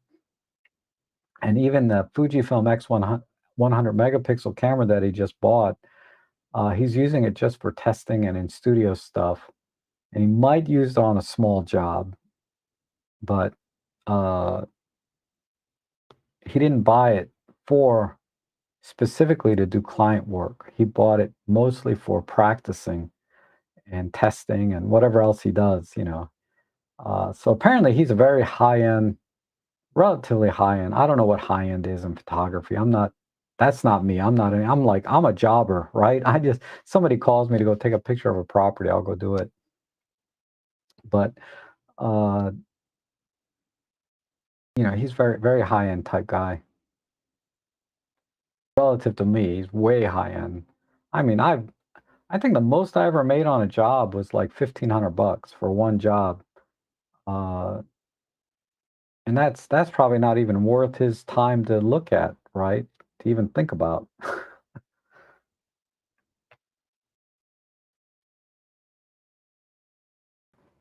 Rob Trek, Thomas Stirrer, small sensor blog, only 100 400 versus the 150 to 600 worth a look. He explains why the Sigma lens is not the same. Oh, okay.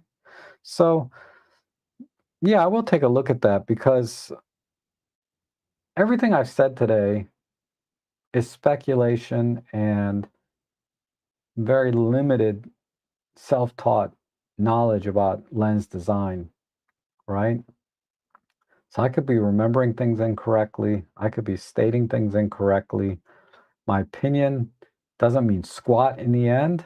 Take everything I say with a grain of salt and do your own due diligence. But hopefully, I'm pointing you in the right direction into things to look at, things to consider, things to understand a little better why things are the way they are and what can and cannot be done with current lens technology. And David Crooks is in the house. How are you, Dave? Dave invited me kind of, to go shoot eagles and osprey this morning.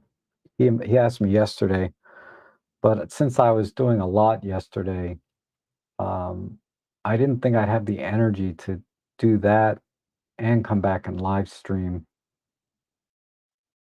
Like I said earlier in the stream, I'm not 100%, so I had to pick one, and I said, maybe I should not push myself 2 days of, like, hardcore shutter therapy and just do 1 day of shutter therapy and 1 day of streaming. So that's partially why, Dave, I didn't jump on your offer to go shoot eagles and ospreys. Although I would love to do that, I have to kinda temper my activity right now. There are 2 versions of the Sigma lens, Sport and Contemporary. The Sport is fully weather sealed, the Contemporary is only weather sealed. And also what I understand is that the Contemporary was built for DSLRs and the Sport was designed for mirrorless. I think that's the other difference. I heard that somewhere. I think that's part of it. Um, but okay, so hopefully I think I got to everything I wanted to talk about with my photos. Hope I didn't bore you guys too much with that stuff. But a lot of people ask me, what is my post-processing like? What is my thought process when I take pictures? Since I'm not vlogging, hopefully I will soon. I wanted to share with you my thought process when I'm out doing photo shoots. So hopefully that gave you some insight into my thinking and helping you to develop your own style. Um, as always, I really appreciate everyone being here. I think I'll wrap it up. Thank you so much. It's been a pleasure, and the fact that many of you sit here for a couple hours or more and listen to me jibber jabber uh, is I'm very, very grateful, and I hopefully I was able to be helpful and give you guys some information or at least be somewhat entertaining to some degree. And as always, if you enjoy these streams, you can buy me a coffee or make a small donation. The links below.